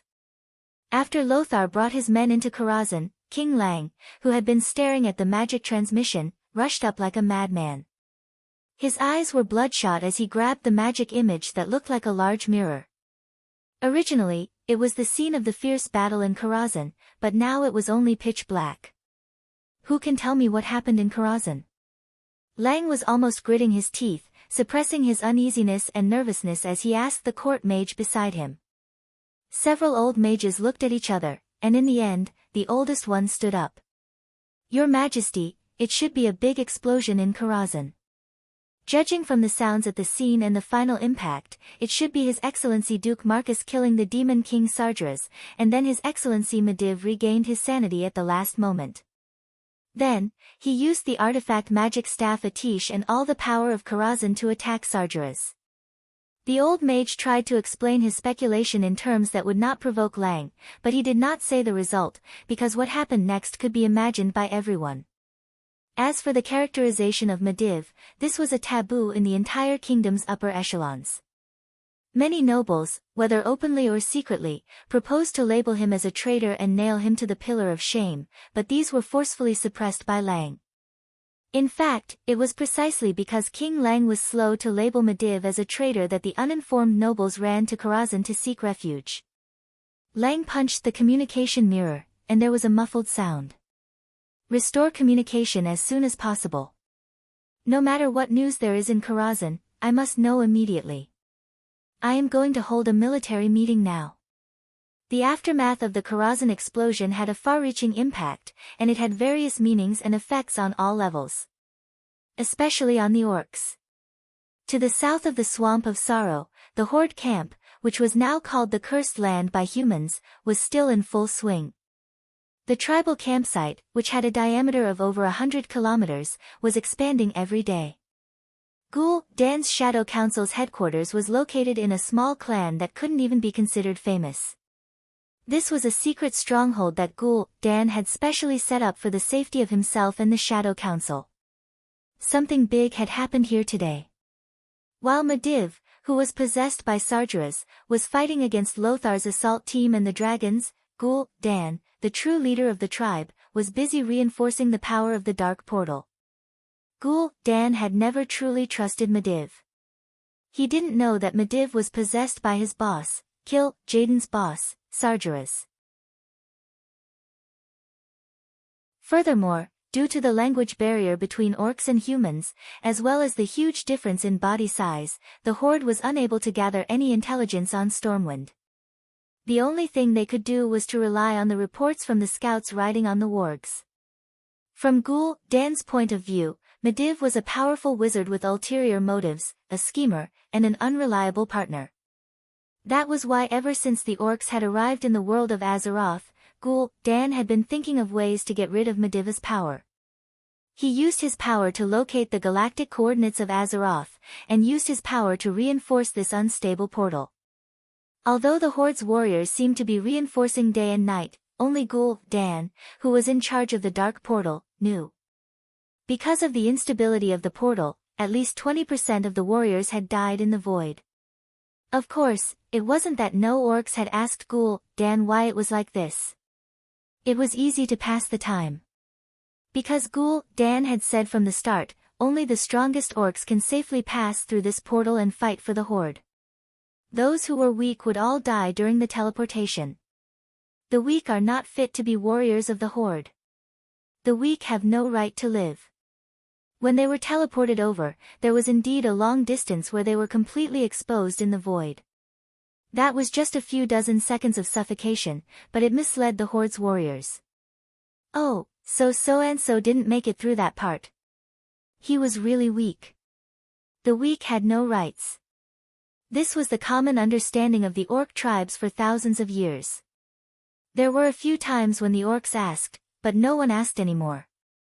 In reality, those guys were all like flies that had hit an electric mosquito swatter, directly smashing into the spatial barrier of Azeroth and instantly turning into ashes, drifting away with the cosmic wind to who knew where.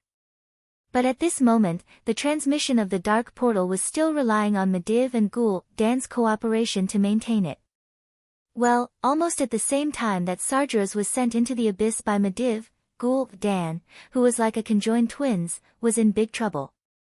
As the leader, Sargeras suddenly withdrew the mental strength that was maintaining the dark portal, and the burden fell on Ghoul Dan's shoulders.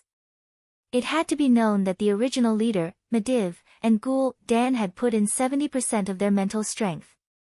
This time, a mental shock that was 1,000,000 times more terrifying than an ancient tsunami suddenly rushed into Ghoul Dan's spiritual sea.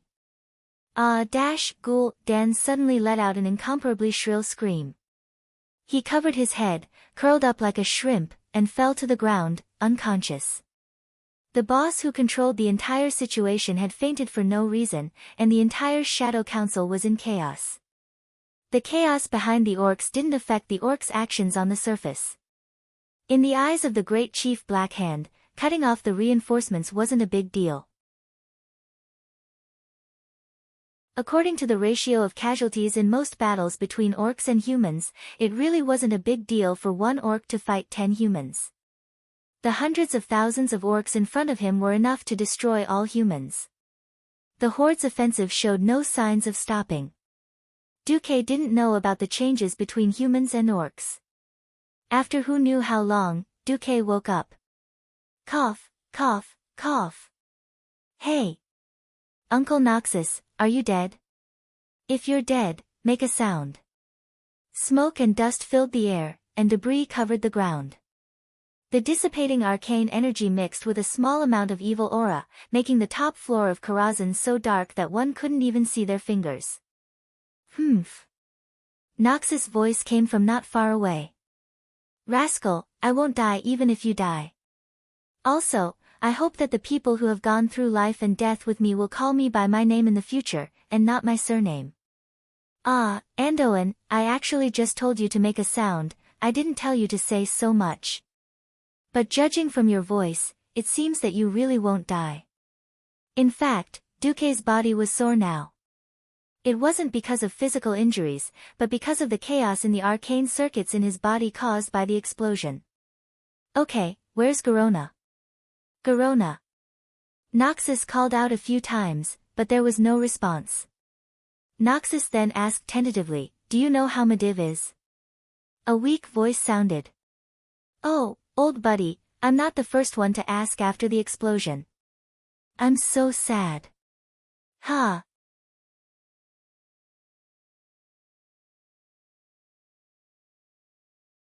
Chapter 135. Medivh? Lothar's voice suddenly rose an octave, and anyone could hear the excitement in Lothar's voice. Lothar asked tentatively, Medivh, are you the real person or Sargeras? Okay, secret code, how did the Marquis punish you after you were caught peeping on the Marquis' eldest daughter bathing at his house when you were 15? Duque, Medivh, after a short 2 seconds of silence, when Lothar was about to start to worry, Medivh coughed, and scolded in a seemingly weaker voice, you bastard, it was you who went to peep. If it weren't for Lang, the late king would have forced you to become the Marquis' son-in-law. Ahem. Ah. I can't believe such a thing happened. No, you must have remembered wrong. It was Lang who peeped. Lothar began to **t, shifting the blame and refusing to admit it. But a second later, Lothar suddenly laughed. Medivh, welcome back. Although it was interesting to hear the dark history of these two legendary big shots, Duque had no intention of talking at all, because he saw Medivh's status through the system. Well, I'm back. I may have to leave again soon. Oh. No, wait. Damn it. Duque's sword. Lothar, who had been in a relaxed mood, screamed like an animal waiting to be slaughtered. He almost dragged his wounded body, rolling and crawling in the direction of the sound, and crawled to Medivh's side. The smoke and dust gradually dissipated, and Lothar saw Medivh lying on the ground with disheveled hair. This old friend of his who had known him for decades since childhood was clearly dying. Blood bubbled up from the corner of his mouth. His chest, which should have been pierced by the king's sword, was now sealed by a large block of ice. If not for that block of ice, perhaps Medivh would have bled to death even faster. Medivh was indeed the strongest mage in the world. Perhaps Medivh, who had inherited Egwene's power as a guardian, would have a lifespan of hundreds or even thousands of years like his mother, but most people forgot that he was still immortal. Injuries hurt, and severe injuries could also kill. Oh, no, I've brought a priest with me this time. I'll go look for him now. Despite knowing that the chances were slim, Lothar was unwilling to give up. Apart from being righteous, Lothar was also a person who valued friendship. After confirming that Medivh was no longer the demon that harmed the world, he quickly regarded Medivh as his closest partner. The evil deeds that Medivh did when he was possessed were all forgotten by Lothar. There's no need for that. Medivh suddenly stretched out his left hand to grab Lothar's arm. My biggest injury is the collapse of my magic circuit. At this time, even the creation titans can't save me. The surrounding air suddenly became deathly silent. Medivh continued to speak in a weak voice, Andoin, remember to thank Duque. If not for his fatal blow, I would never have had the chance to get my body back. If not for Duque stopping at the crucial moment, I wouldn't even have been able to free myself to protect you after knocking Sargeras down into the bottomless abyss. Not to mention the time we have left to reminisce about the past. Lothar choked with sobs. He quietly sobbed while holding on to Medivh's skinny hands. At this moment, there was no Azeroth Lion, no Stormwind Commander, and no World Guardian. There was only a pair of good friends who were about to be separated forever. Idiot, do you think I'm the kind of person who's unreasonable and emotional? Alright then, I'll arrange things first. Medivh beckoned to the void with his more intact right hand. Duque, come here for a moment. Stepping on the rubble, Duque's figure appeared in front of Medivh and Lothar. Duque's mood was very complicated. For a player, this was undoubtedly the time to defeat the boss and obtain the reward. But as a transmigrator, he knew that there was a high chance that the secret of his immortality had been seen through by Medivh. because he had been directly resurrected behind Medivh, who was under Sardra's control.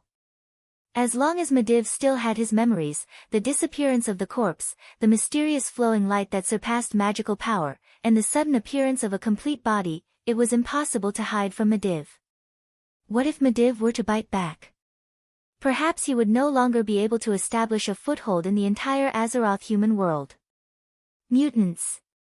A mysterious life form similar to a demon.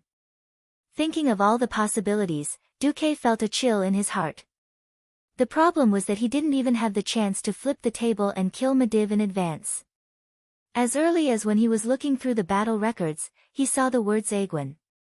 Now, the previous guardian Aegwynn, the Red Dragon Queen Alexstrasza, and the Writing Priestess, who was actually one of the leaders of the Night Elves, Tyrant Whisperwind, such a large group of powerful people were all outside Karazhan. Why would he flip the table? Duque was uneasy. Seeing through Duque's uneasiness, Medivh smiled. It was the smile of a kind elder. No need to hesitate, my child. Everyone has their own secrets. You were able to obtain the approval of Sorodin and the other ancient kings, and use that sword to stab me to death when I was possessed by Sargeras. This has already proven your heart. Believe me, Lothar and I will take this secret of yours to the grave. Even the torture of your soul won't be able to get anything out of it. If anyone finds out in the future, you can say that I taught you a little trick. When Medivh said this, Lothar suddenly raised his head and nodded at Duque with a resolute gaze. Duque secretly heaved a sigh of relief. Medivh's smile was still bright. No one could tell that this was a person whose heart had been completely crushed, and was only relying on a small magic circuit to temporarily maintain his life. From the first time I saw you, I knew that you weren't from Stormwind. I originally thought that if not for you, I would still have Khadgar. Unfortunately, Khadgar has become like this. Medivh handed Duque a white bead. Duque said, "This is, Sargeras killed Khadgar, this is his soul." Medivh coughed hard and spat out a large mouthful of blood. Lothar didn't say a word. He took off his gauntlet and used his sleeve to wipe Medivh's blood. Medivh continued, "Resurrecting the dead is a forbidden area. But in Karazhan, Khadgar's soul should be able to help you. What I mean is, if you promise to protect the humans in Azeroth for me, I will give you Karazhan in one piece. In addition to Karazhan, there's also this." Looking at the piece of broken wood that was carved into the shape of a chicken leg, Duque's pupils suddenly shrank. It was the head of the super magic artifact, Atish, legendary staff of the Guardian. Of course I have my own selfish motives. Karazhan is a place of opportunity, but also a place of danger. There are astral rifts everywhere, and I'm afraid that the Burning Legion will use this place to invade Azeroth. So, as the price for you to have 1,280,000 magic books in Karazhan and this path to becoming the strongest mage, your soul will forever be linked to Karazhan. Are you willing to accept Karazhan?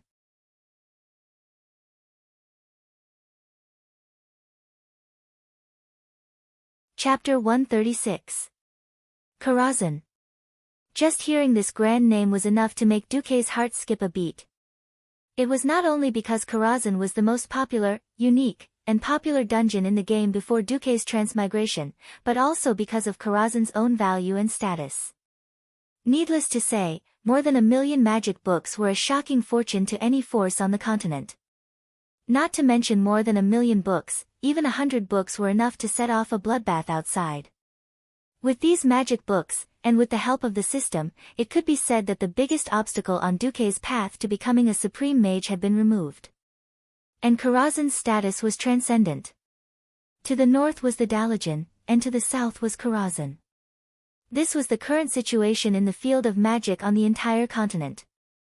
Karazhan, which Medivh controlled, was enough to compete with the Dalajan, which had thousands of mages. This was because of the books and special experimental conditions in Karazhan, and also because of Karazhan's insane magic defense ability. This time, it was not Duque cheating. Just the automatic magic defense system of the Mage Tower could reduce the number of red dragons in this world by at least 1/3. And this was the most idealistic estimate. If Duque had been in control from the beginning, if he was really ruthless, it was estimated that other than the Red Dragon Queen Alexstrasza, no Red Dragon would have been able to escape alive. The most important thing was, of course, the astral rift in Karazhan. No one knew better than Duque how history would develop in the future. Draenor, or what the people of Azeroth called Outland, or what the orcs called Our World. This planet, inhabited by orcs and Draenei, was absolutely an obstacle that could not be avoided. Thinking of the war that would break out in the future, if possible, Duque absolutely did not want to completely rely on this dark portal that had been dug into the ground as his only lifeline in the future. There was no reason to refuse, be it public or private. The only thing that made Duque hesitate was Mediva's words, "Your soul will forever be linked to Karazhan." Something like an earthbound spirit or something, it sounded so terrible that it could die. However, Duque's hesitation was relieved by a series of explanations from the system elf. Congratulations on successfully assisting Mediv in banishing the souls of the Lord of the Burning Legion, the Fallen Titan, and the Demon King Sargeras into the Endless Abyss.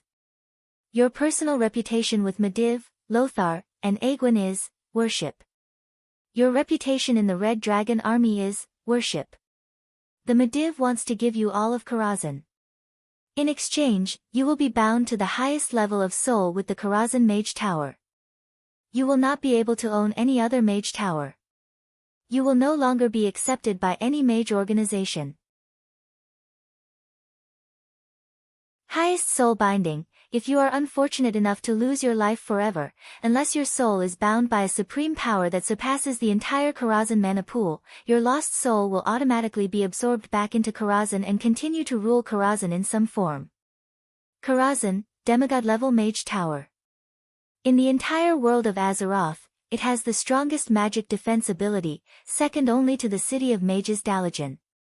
Low-level cross-plane attack ability. It controls 12 astral rifts that lead to an unknown world. It comes with a demigod-level mana pool, damaged. Karazhan Library, contains 1.28 million magic books. Although most of them are books on magical creatures, magic phenomena, unknown creatures, environments, and other information, one thing is certain. There are all the magic books you need to train until you become a Breaking Dawn mage. More details of Karazhan are unknown.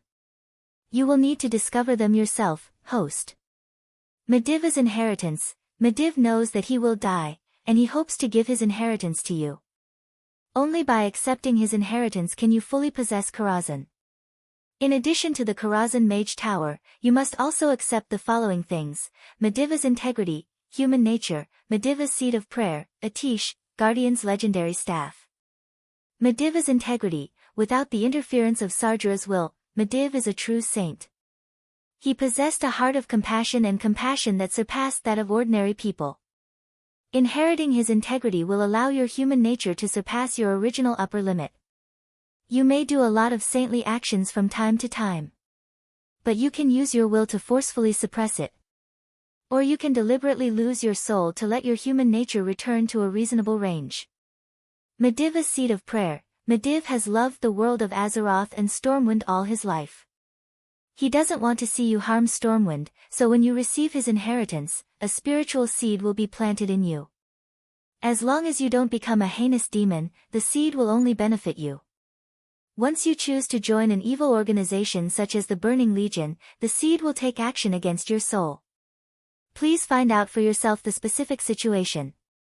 Atish, the legendary staff of the Guardian, Epic level remodeling quest released. This artifact staff with immense power has not disappeared.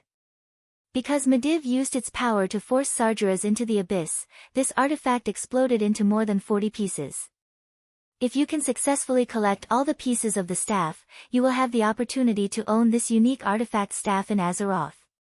After reading through all the requirements and prohibitions in one breath, Duke felt a weight lifted off his shoulders. Mediv didn't cheat him, and he could be said to be kind. As long as Duque didn't run to the Burning Legion or the Scourge Legion, and didn't start a massacre in Stormwind, Mediv wouldn't have any means to restrict him. At this moment, the withered face of the world's greatest wizard, who was about to pass away, suddenly smiled, and 2 lines of tears rolled down his cheeks. Duque. From the moment I first saw you, I knew you would be an unfettered powerhouse who soared in the sky and ruled over the earth. I never thought about using morality or power to bind you. Even when I was secretly influenced by Sargeras, I never had such a thought. But, Duque, have you thought about it? The greater the power, the greater the responsibility. It seems that if a talented and capable person like you doesn't stand up, Azeroth will definitely perish. When Duque heard this, his heart suddenly shrank. He didn't know why, but a sour feeling welled up in his nose. Medivh continued, even if you're not from Stormwind. At least I hope you remember that there was once a Stormwind city that provided you with the soil to grow. Remember that there were countless brave people who fought alongside you. They all hoped that the kingdom would survive. They hoped that this beautiful and fertile land would no longer be ravaged by evil.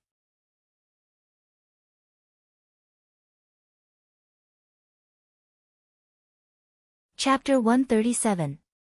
Duke, I'm begging you to. Lothar couldn't help it anymore and spoke with red eyes. Duque stared blankly at the dying Medivh, and also at Lothar, the Lion of Azeroth, who was about to cry in front of him. In his impression, Anduin Lothar was a hero with infinite loyalty and courage. Even when his country was destroyed, even when his 2 childhood friends died one after another, even when his own son died on the battlefield, he never showed his weak side. He was still like a flag, leading the Stormwind, leading the 7 kingdoms, and even leading the entire alliance to victory in the future. Lothar was a hero with an iron will that would never admit defeat. However, the current Lothar was no longer the strong image in history, but it gave Duque a more realistic feeling. Yes. This was the living Medivh and Lothar, this was the real Stormwind, this was the Azeroth that countless heroes forged with blood and fire. Duque nodded gently.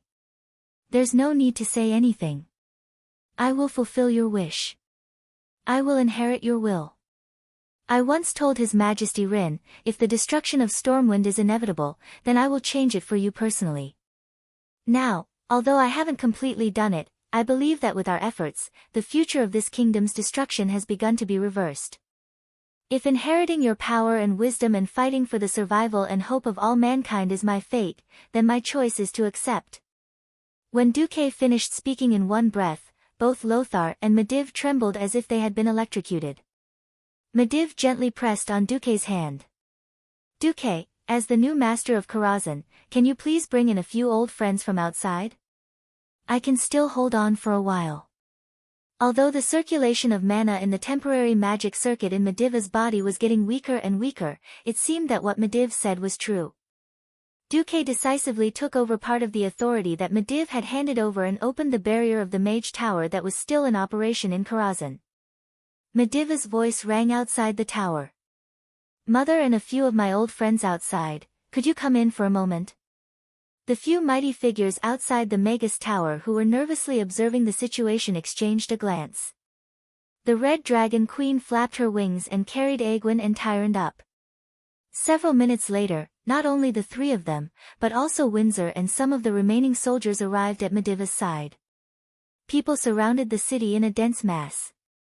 Egwene, on the other hand, knelt on the ground and hugged her son, letting Medivh's head rest on her thigh. Even though 800 years had forged her strong and firm will, at this moment, she was just the mother of a child, no different from the millions of mothers in the world. Ignoring his mother's tears, Medivh spoke in a weak voice. I, Medivh, former guardian of Azeroth, chief archmage of the royal court of Stormwind, declare in front of all the ladies and gentlemen present that my last wish is to pass on the Karazhan Mage Tower and everything within it to Sir Duke Marcus. Beside him, Lothar, who was supported by Windsor, also spoke. Anduin Lothar, 7th leader of the Brotherhood of the Iron Horse, Sir Stormwind, commander of the Stormwind Royal Knights, hereby confirm Medivh's last wish. I will convey his last wish to His Majesty King Lang Rin. When His Majesty completes the confirmation, Karazhan will officially complete the transfer of fief. This moment was destined to be forever fixed in the memory of all the spectators. Time flew. After Hua Lao passed away, many of them would repeatedly think about everything that happened at this moment. The death of the strongest mage, guardian of Azeroth, Medivh, symbolized the end of an era. And Duke Marcus's inheritance of Karazhan symbolized the beginning of a new era. Under the witness of so many people, Medivh used his weak fingers to draw an unknown symbol on Duke's palm. Duke could only feel that there was an endless amount of knowledge surging into his spiritual world like a tsunami. Perhaps at this moment, he still could not digest this knowledge, but Medivh had already very considerately helped him pack up and seal this knowledge. Before Duke reached the corresponding level, these spells that were too burdensome for the weak Duke would not be unsealed. In addition, there was also Karazhan. Similarly, a strange light lit up outside the whole of Karazhan. The huge Karazhan was becoming transparent and illusory. Medivh activated a magic device that could still work and began to pull the whole of Karazhan into a certain void. Time passed quietly, and everyone in the workshop quietly watched the great mage walk towards the end of his life. Even though everyone now knew that Medivh was the one who opened the dark portal and led the orcs into Azeroth, they couldn't hate this guardian who used all his strength to send Sargeras into the abyss in the last moments of his life.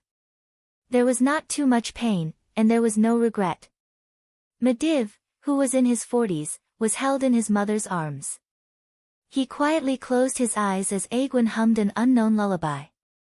After dozens of seconds, the last magic circuit in Medivh's body stopped. The god of magic, Medivh, smiled and passed away. After a full 10 seconds, after confirming that Medivh had passed away, Lothar and Duke bowed to all the spectators at the same time. Duke said, "Thank you for watching. Now, please leave.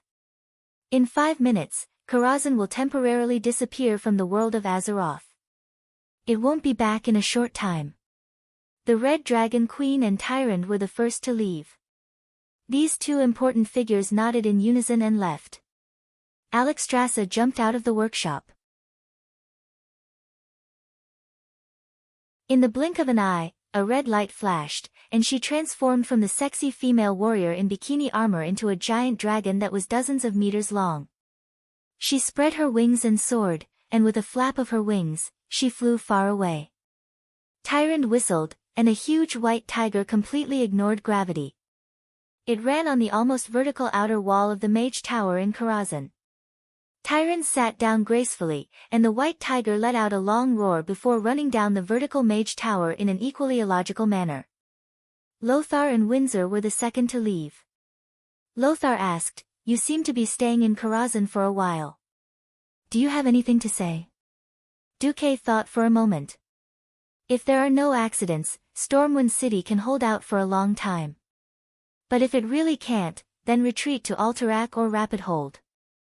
I have prepared everything.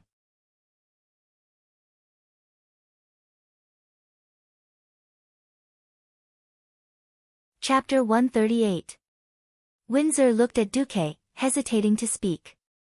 Duque spoke first, "I've proven myself. Now it's time for you to prove yourself." With that, Duque threw the King's Protector to Windsor. "Its name is the King's Protector," Duque said with a double meaning. Windsor's body trembled. He stood at attention, holding the sword in his left hand and punching his chest with his right. "I, Reginald Windsor, swear on my life that I will not let you down." Lothar frowned. "Duque, is there anything I need to know?" Duque didn't want to say it at first, but looking at Lothar's sincere and frank eyes, he still said, "Didn't you notice that we're missing someone?" "Garona?" Lothar was speechless. In fact, Lothar had already noticed that Garona was missing. It should be said that Garona had been missing since Medivh caused the big explosion. Before Medivh died, he had personally told Lothar that he had also used magic to protect Garona. This gave Lothar a bad feeling. Medivh himself didn't have the memory of Sargeras dealing with Garona. He didn't know what Sargeras had done to Garona. Now that Duque had reminded him, Lothar was extremely vigilant. "You're saying that Garona is a traitor?" "I don't have any evidence. I just suspect that Garona is likely to be another Medivh." Remember, in a war, unless you have the ability to change the entire situation with your own strength like Medivh. Otherwise, your strength will be infinitely weakened. But it's in times like this that the importance of a leader is even greater. Leader? Who else could it be? Duque was clearly referring to King Lang. In Lothar's heart, even if Lothar died, there were still young people like Bolvar and Duque who could replace him. One had to know that Lang was the true pillar in the hearts of the people of Stormwind. However, because Lang was rebellious when he was young, he married very late. Lang had no siblings, so his only heir was Prince Varian Rin, who was less than 10 years old. As long as Lang died, Stormwind would definitely collapse. Lothar bit his lips hard. Medivh's death was an eternal pain in his heart. Now there's Garona. Although Noxus had a good impression of this straightforward and pure half-orc woman, it was at most the level of an ordinary friend. In that instant, Lothar almost had the thought of killing Garona the moment he saw her. Duque, however, put a hand on Lothar's shoulder, his eyes glowing. Lothar, don't forget your knight's oath. Besides, I have no proof. But don't worry, I've already prepared a backup plan. Perhaps His Majesty Lang would die one day, but he would not die at the hands of Garona. I swear. Thinking of his knight's oath, Lothar was infuriated. All right, I'll keep an eye on her. I swear I won't kill a kind-hearted woman unjustly. But I also swear to protect my king. Duque smiled. That's enough. Duque sighed inwardly. Aegwyn had just lost her son, so she definitely wouldn't want to lose her grandson as well. Just like in history, Garona, who had been sullied by Sargeras and Medivh, should now be pregnant with Medivh's child. Garona really didn't know whether to kill her or not. She was like a ticking time bomb. Lothar gave Duque a big hug. Come back when you're done. The future of Stormwind depends on you young people. Looking at Lothar, who had white hair at his temples, Duque was speechlessly touched. Without Medivh's father Alan and Lothar risking their lives to block Sargeras's curse before his death, and without Medivh's early rise, perhaps Khadgar's fate in history would have been his, Duque's. His hair was all white, and his skin was all wrinkled. Just thinking about it was terrifying. What was worse was that this was a curse on both life and soul, and it couldn't be removed at all. Even though Khadgar went to the Dreameyes Shotrath city to study the Holy Light and train in seclusion, he still couldn't get rid of this curse after he came out and became an archmage.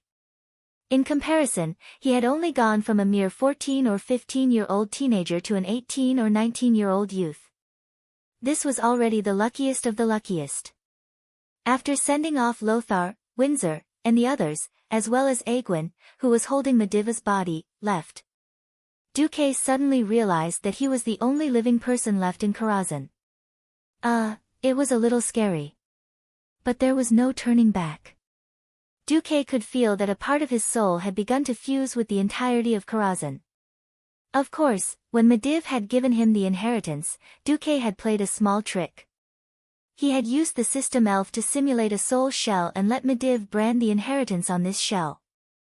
If something were to happen, not only would this outer shell help him filter it to a certain extent, but if he really couldn't handle it, Duke could still die once and throw away all of Medivh's inheritance like he had lost his moral integrity.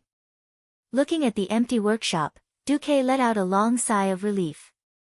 He could finally calm down and quietly count his gains. First was the soul. Soul power 385, humanity 230%. As the host's humanity limit is 100%, under normal circumstances, the host will operate at 100%. Under special circumstances, the host will act like a saint. Seeing this, Duque bared his teeth. Alright, moral integrity can also be inherited. I've resigned myself to this world where moral integrity is lost and moral integrity picked up. Next was the magic inheritance. You've obtained the advancement method for Sky Wizards from Medivh's Soul Seed. Sky Wizards use themselves as a radiation source, greatly changing the types and flow of elements in a wide area. This greatly increases one's own mana absorption and release to suppress the enemy. You need to learn and master the following knowledge: wide area space element theory, elemental repulsion and elemental affinity, wide area space elemental circulation experiment guide. A total of 37 knowledge. Before you successfully reach the peak of Sky Wizard, all knowledge related to Morning Star Wizards will be sealed. Duque's face turned pale. He did not think that he would be a research animal after transmigrating from a university. Lastly was Karazhan. You are currently soul binding with the demigod wizard Takarazhan. Before you completely control Karazhan, you cannot leave Karazhan in any form. You need to reprogram or rewrite the entire defense and surveillance systems of Karazhan. Also, because Medivh passed away in a hurry, many of the seals in dangerous areas were not completed. Please quickly deal with these 108 knowledge after learning: Introduction to Space, Construction of Spatial Tunnel Models, 100 Questions on How to Deal with Spatial Crevices, and so on. At this moment, Duque's face turned blue.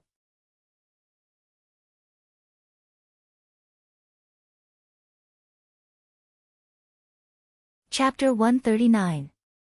There was a famous saying in this world: although the brother is not here, the legend of the brother is everywhere. Although Duque could not return to Stormwind City in time, Duque's heroic deeds had begun to spread through the mouths of other people who participated in the raid, as well as the official bulletin of Stormwind City. Of course, the official version was embellished. The general content was that the guardian Medivh was ambushed and trapped by the demon king Sargeras. Then the head of the Royal Knights, Sir Anduin Lothar, together with Sir Duke Marcus, raided Karazhan, which was once occupied by the demons. In the end, together with the rescued Medivh, they worked together to send the Demon King into the bottomless abyss, and Duque made the final blow. In the process of killing the Demon King, the Great Guardian and the Chief Court Archmage, Sir Medivh, was unfortunately killed. With the approval of King Langrin, the fief of Karazhan was transferred to Sir Duke Marcus, who had made outstanding contributions in this attack, and Sir Marcus was promoted to Viscount. Hey, have you heard? That Sea King Duke Marcus actually killed the boss of the demons, Sargeras, at such a young age. I heard. He's really amazing. I thought he was very amazing in the past. At such a young age, he relied on himself to make such a big career. I didn't expect him to be so good at business, but also in the field of magic. He's more than amazing. He also predicted this war. Didn't you see that the javelin throwers he trained have become the regular army of the kingdom, enjoying the treatment of first-class soldiers? God, I know that kid Garitza. He was originally a little gangster fisherman. Now he has 8 orc kill medals in his hands. Yes, I heard that the ones who killed the most were not the regular army, but the javelin throwers. They were all brought out by Sir Marcus. People were naive, and their impression of Duque had unknowingly deviated. In the eyes of a transmigrator, this was a typical example of a skewed story. But people paid more attention to things that were right in front of them, such as the orcs. People would only understand Duque from the things they came into contact with on a daily basis, and not from the exaggerated stories that were exaggerated in the taverns. They only knew that the only lifeline of the kingdom, the sea, was maintained by Duque's fleet. Now, the ones who killed the most enemies were the harpooneers trained by Duque. Well, people selectively ignored the shield beastmen who were charging at them. They also forgot that the harpooneers were killing from the safety of the fortresses. Those small fortresses were also invented by Duque. Then, it was Duque's fleet and the Naga warriors under Duque's command who risked their lives to enter the inland river to pick up the refugees and return to Stormwind City. People were curious about these large but friendly male Naga warriors. Even if these Nagas did not have a good temper towards humans, a life-saving grace was a life-saving grace. No matter how vicious the Nagas were, they could not change this fact.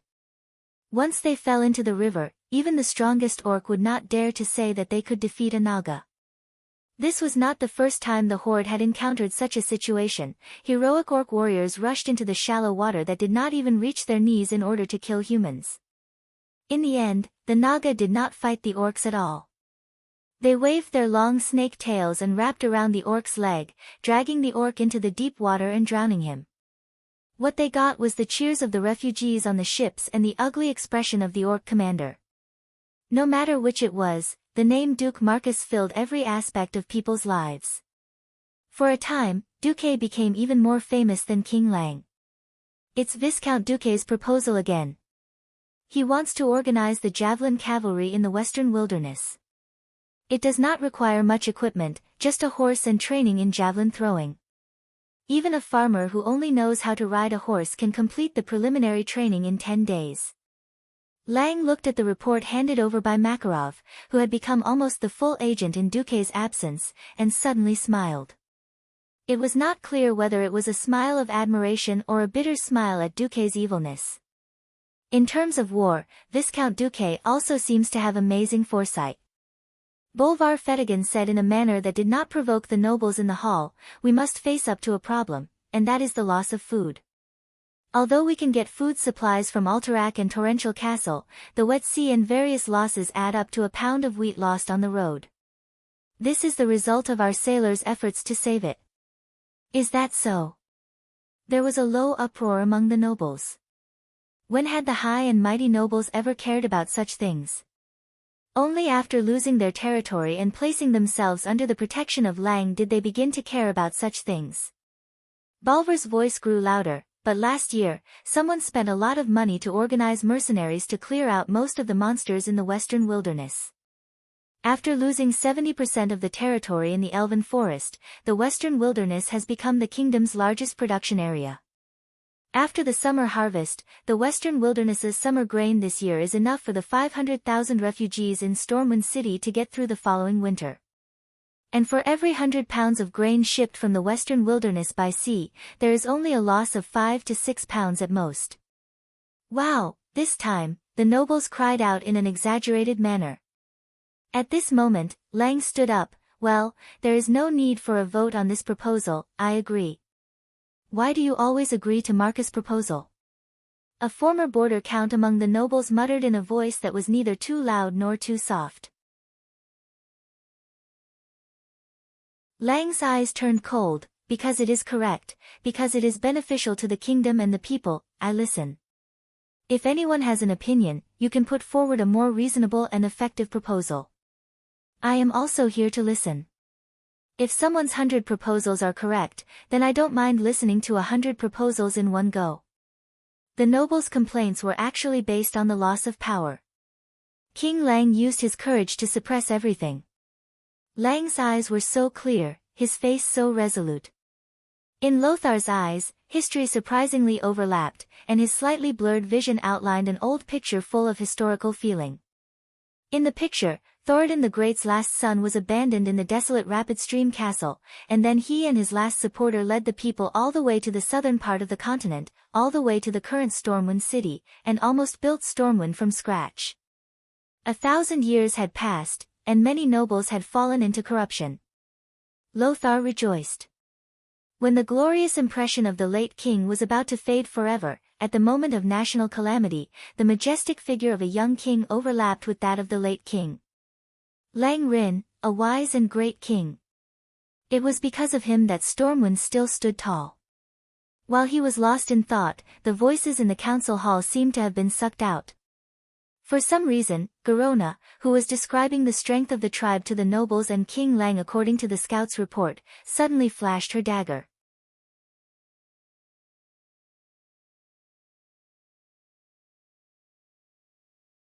Chapter 140. Speaking of the participants in the Karazhan raid, Garona returned to Stormwind City before Lothar. Lang had always been puzzled about this.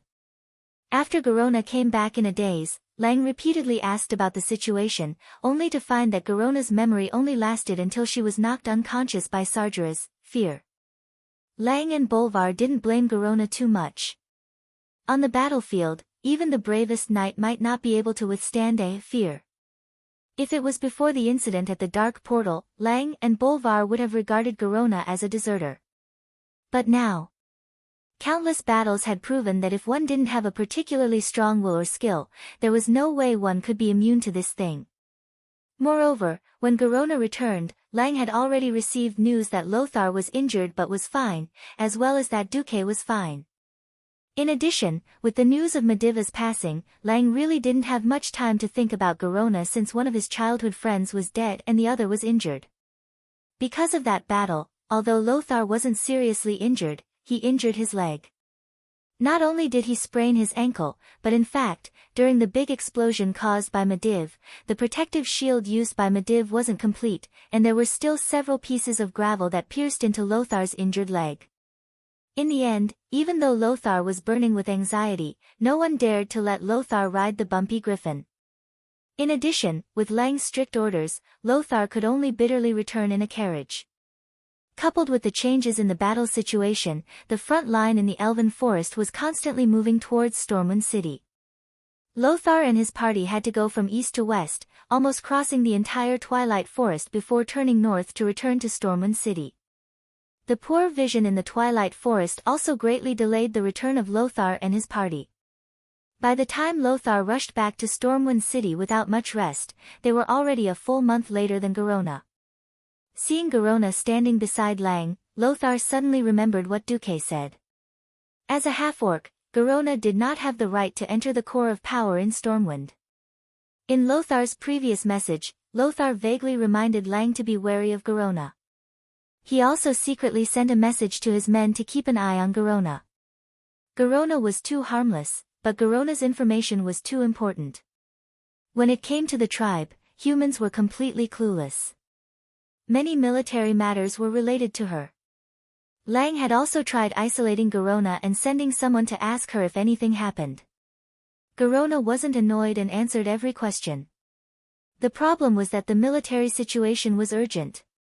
For example, the battle prowess of the various orc clans could be said to be uneven. For example, the Blackstone and Warsong clans were definitely ferocious. Not only were their individual soldiers strong, but they also had a large number of people. When the Beast Men invaded, they would often send out troops in units of clans. The second-tier clans were much worse off, such as the Thunder King clan. The unknown third-tier clans were even worse. They were behind in all aspects, in terms of numbers, equipment, and basic battle prowess. The difference in battle prowess might be a first-tier clan warrior fighting 10 human soldiers, but when it came to the third tier, it would be 1 to 3. However, not only were the orc military flags ugly, they were all F*King handmade. With one slip of the hand, the flag of the same clan could be turned into several totems. In addition, the art lessons of the scouts were taught by the physical education teacher. With mistakes piled on top of mistakes, it was naturally easy for things to go wrong when they arrived at the command post in the rear. Lang and the senior generals had been screwed over more than once by such trivial matters. The most serious time was when they almost filled in an elite army that had been formed before the war. It was different with Garona. No matter what kind of scribbles it was, she could recognize which clan it was at a glance. She could tell the characteristics of the clan, the number of people, and the battle prowess in one go. In the eyes of many officers, Garona was simply a treasure house given by the heavens to Stormwind. Even if they fought and retreated, and lost every battle, at least their losses were reduced. In Duque's suggestion left behind by Makarov, there was another time when it was summer, when the weather was dry, and they sent a suicide squad on horseback to burn down the East Cove lumberyard. This fire was awesome. They burned down 3,000 elites of the Blackrock clan, and the price that Stormwind City paid was only 5 suicide soldiers. As time passed, Garona had unknowingly become an important minister of the kingdom, and she would definitely participate in every military conference. Especially when the Horde conquered Goldflash Town, the gateway to Stormwind City, and was about to reach Stormwind City, the military conferences were held more frequently. This time, the military conference looked no different from any other military conference in the past. The only difference was that Prince William, accompanied by the Queen, listened quietly at the side. Originally, Lang was against William's participation in the military conference. However, the Queen's words made Lang change his mind. Lang, William is already 10 years old. In my opinion, this war with the orcs will continue for a long time. In 5 or 10 years' time, can you guarantee that you will still be able to command the army like you do now? Can you guarantee that the next king of the people of Stormwind will be a good king who knows how to use troops? Lang fell silent. Mortals would eventually grow old. Faith would be passed down from generation to generation. If this was an era of peace, Lang probably wouldn't let children be exposed to such things at such an early age. However, this was an era of war, and even Lang himself didn't know when he would have to personally go to the battlefield. Swords had no eyes, and no one could guarantee that they would come back alive every time they went to the battlefield. Once he died, Stormwind would need a new king. Alright, you've convinced me. On this day, Prince William was very excited. Even though he was well educated and sat quietly in his seat, his eyes would sweep over Lothar from time to time. William especially admired Lothar, not only because Lothar had taught him swordsmanship, but also because of Lothar's various legendary stories. His burning gaze made Lothar feel uncomfortable several times during the military conference. He was also curious about Garona. His father and mother often came into contact with this amazing female half-orc, and often mentioned her good qualities. However, for safety reasons, he didn't have many opportunities to interact with Garona. The military conference was a little boring to William. A group of generals were arguing over something, and everyone insisted on their own opinions. Then, Anduin and Bolvar would express their opinions, and finally, Lang would summarize everyone's opinions and make the final decision. At this moment, Garona suddenly looked like she had a headache. She suddenly covered her head with one hand and pressed the other on the military sand table. "What's wrong?" Lang asked with concern. In the next moment, a cold glint flashed in the eyes of everyone at the military conference table. Because of Lothar's insistence, there were always 2 fully armed royal guards by Lang's side at all times. When the cold glint flashed, the guard who was sandwiched between Lang and Garona reacted quickly. He had been staring at Garona intentionally or unintentionally, so his reaction was the fastest.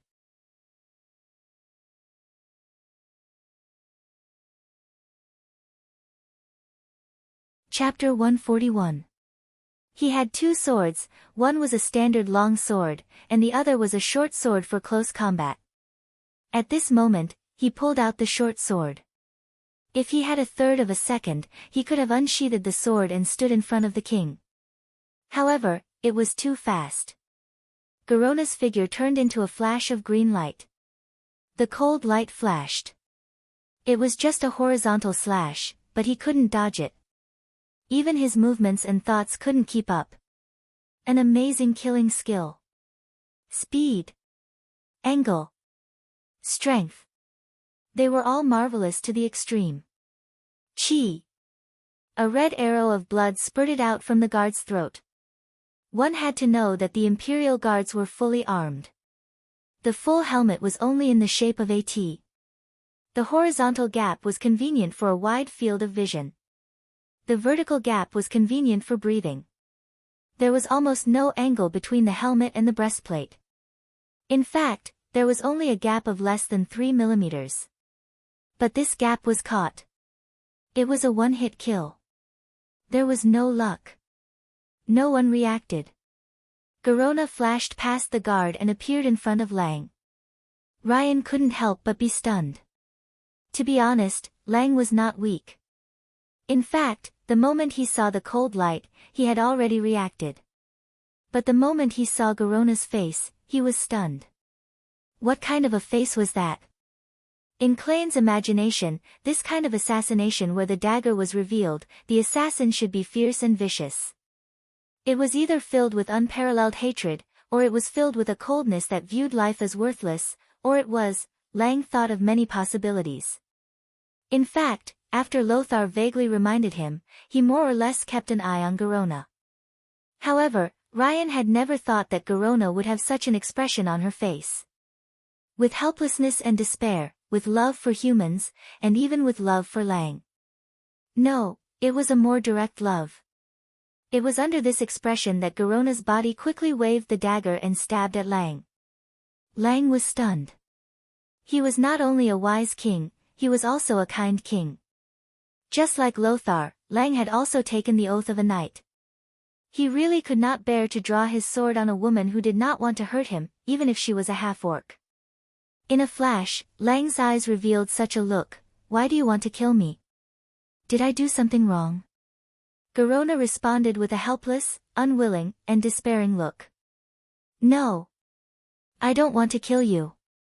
But I lost control of my body. What? After Lang understood Garona's gaze, he realized that he should draw his sword. Because it was a military conference in the heart of the kingdom, in the storm fort. He wasn't wearing any armor. His sword was the only thing he could depend on. The speed at which Lang drew his sword was not slow. However, in this moment of hesitation, he was still half a step too slow. Time seemed to have frozen because of this terrifying and complicated assassination. William looked at his father, who was about to be stabbed to death, in horror. He couldn't understand why that hateful half-orc would use a weapon against his father. Lothar was also half a step too slow. It takes 100 days to recover from an injury, was a description of his current condition. Even though he had received the best treatment from the priest immediately after leaving Karazhan, his leg was still not completely healed. This was because a large amount of chaotic magical energy had been injected into his leg. Although this energy was not fatal, it would take a certain amount of time for it to dissipate. So Lothar immediately drew his sword, but could not rush over in time. King Lang Rin, the true pillar of Stormwind, was about to lose his life at the hands of his trusted Garona. Seeing that the orcs were about to attack Stormwind City, the people of Stormwind were about to lose their king. Seeing that another wise king was about to fall under a despicable and shameless assassination. Then, an unexpected person made a move. Reginald Windsor. As the representative of Viscount Duke Marcus, and as the mouthpiece of the important minister of the kingdom who was temporarily unable to attend, Windsor was allowed to participate in the military conference. In addition, he was once a direct subordinate of Lang, so the king allowed Windsor to carry a weapon into the conference. Interestingly, almost everyone knew the name of the one-handed sword that Windsor had obtained from Duque. King's Protector, on this day, at this minute, at this second, the King's Protector showed its glory. Assist, a special skill that allows a slow-witted class like the warrior to feel a little more graceful. The warrior here wasn't an ordinary warrior, but a warrior of the profession. Using a special power called Rage, warriors could perform many special skills that ordinary people could not. For example, this assist could allow a warrior to cross a certain distance and go forward to block the next attack for his chosen teammate. While everyone's eyes were attracted by Garona, no one noticed Windsor's move. The speed was as fast as an afterimage. The moment Windsor appeared, he used his scimitar-like Scarlet, King's Protector, and blocked Garona's killing dagger with a horizontal stance. What was interesting was that both the perpetrator and the victim showed a relieved expression at the same time. Thank the heavens! Ryan and Garona said with the same expression on their faces. But in the next moment, Garona's expression turned into one of shock. Her figure disappeared from the spot again. Shadow Step, a special rogue technique that allowed the rogue to appear behind the victim in an instant. Seeing that Garona's first attack had failed, she attacked again. This time, not only did Lang pull out his sword and turn around, but Lothar and the royal guard on Lang's right also arrived. The royal guard abruptly dodged to the side, almost using his own flesh and blood to forcefully squeeze himself between the half-turning Clayan and the dagger. Garona's Epictear dagger easily cut through the muscles on the royal guard's arm. At that moment, Lothar arrived. With the same simple slash, Lothar's king's sword turned into a dazzling arc of light and slashed at Garona's arm. Unexpectedly, Lothar did not even hit Garona. Instead, Garona let out a blood-curdling scream. A black aura visible to the naked eye emerged from Garona's back, and one could vaguely see that it was a demonic ghost roaring. The strange cries of the evil demons seemed to contain some kind of terrifying power that shook the minds of those who heard them. The chilling evil aura had become accustomed to the entire council chamber like a storm. The demonic energy of this demon was so powerful that even Lothar's king's sword was slightly suppressed. A dazzling flash exploded under Garona's feet. That was flash powder. A must-have item for rogues to use invisibility. Garona disappeared, but before she disappeared, she threw out a total of 7 daggers. This time, there was nothing he could do. Because the royal guard had charged too hard, he had already fallen. At this moment, Lang was completely defenseless. Lang did his best, but he only managed to knock down 2 daggers. The remaining 5 were all stuck in Lang's chest. Arg! Lang let out a blood-curdling scream. Garona disappeared, and everyone quickly surrounded her. Just when everyone was panicking, they found that Lang, who should have been mortally wounded, was not bleeding at all. The next second, Lang sat up straight.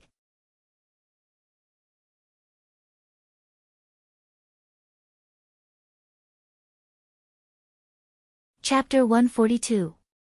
A moment ago, everyone was pale with fright.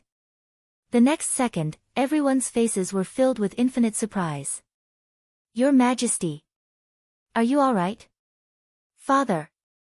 The young William almost cried. I'm fine. Not to mention the others, even Lang was still in a state of shock. Everyone's curiosity was about to explode. After all, Lang was not wearing armor. He was only wearing an incomparably gorgeous short shirt with gold edges and a white background, as well as an inner shirt. The queen, who ran over in a hurry, knelt down and gently tore open Lang's outer shirt, revealing the secret inside.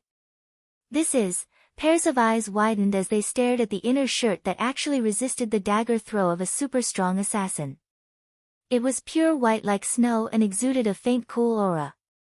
Noxus extended his hands, carefully put on thick gloves, and took off the daggers. He had to be careful, because thieves were a profession that liked to use poison. Frost web spider silk.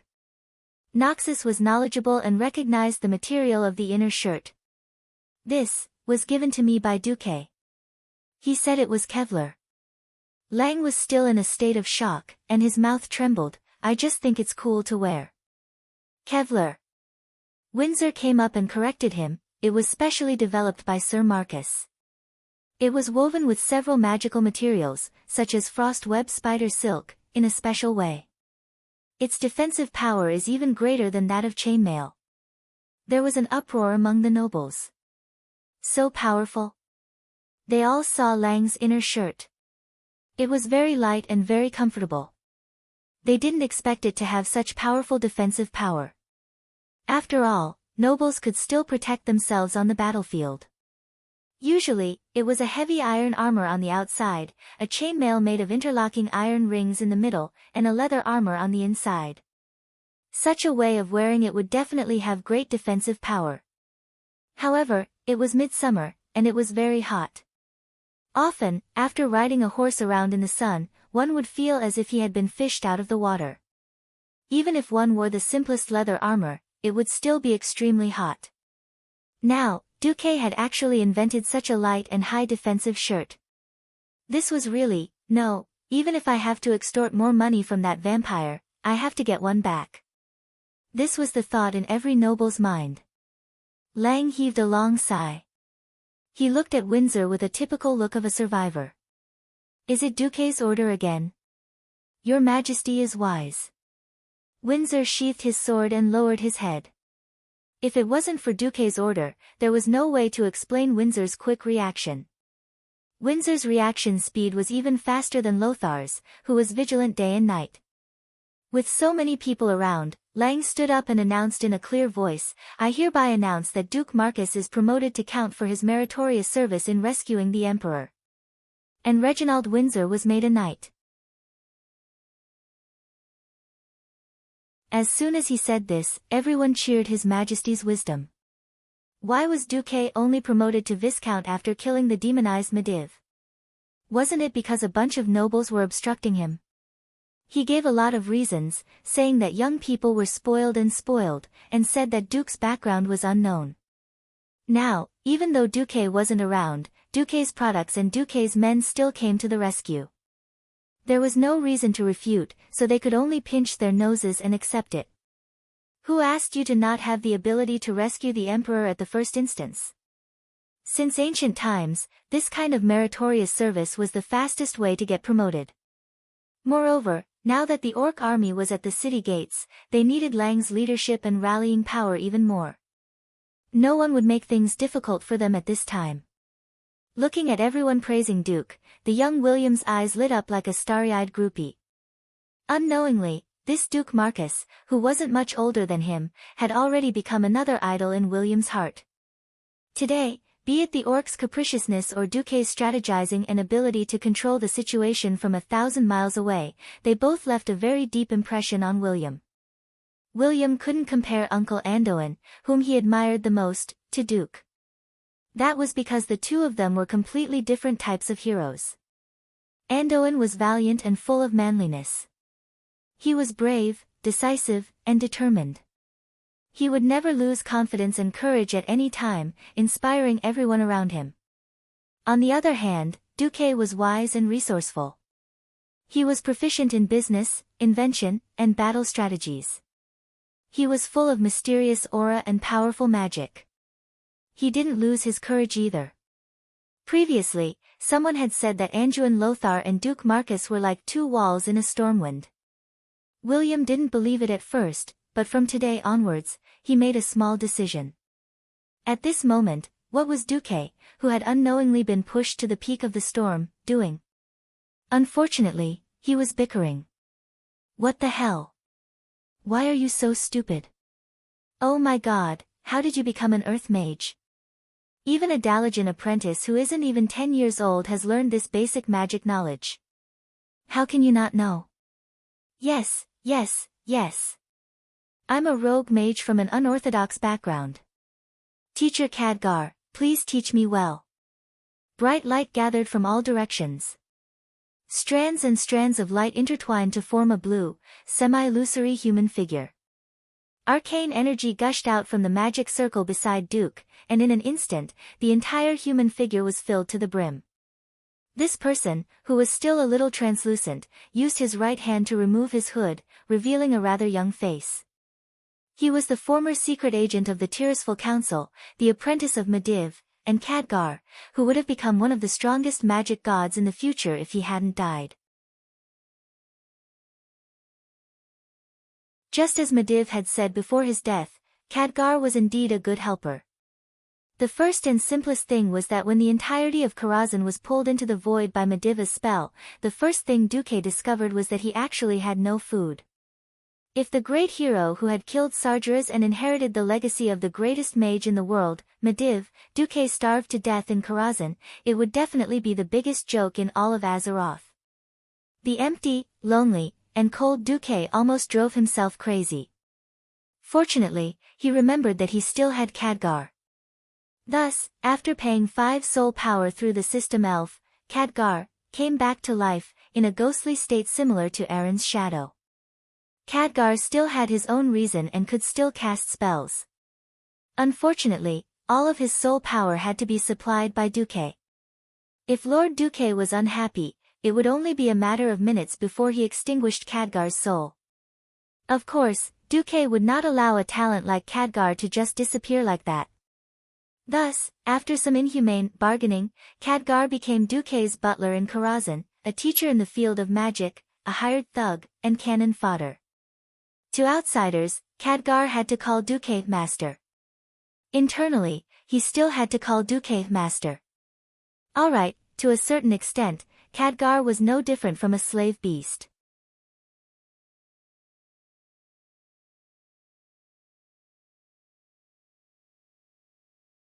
Chapter 143. How strong was Khadgar?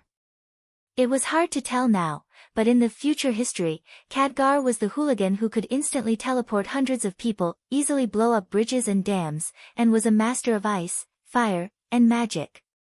He was the king of hooligans, the king of hooligans. Perhaps it was because he was too strong that countless of his teammates died. Actually, it should be said that Khadgar's enemies were very strong, but Khadgar was even stronger. However, his teammates were not strong, so Khadgar survived while most of his teammates died. So what was Khadgar doing now? Well, he was baking bread for Duque. There was nothing he could do about it. Because Windsor had led his troops to attack the lower two levels of Karazhan, Hunter Atuman and Butler Moros had turned the world upside down.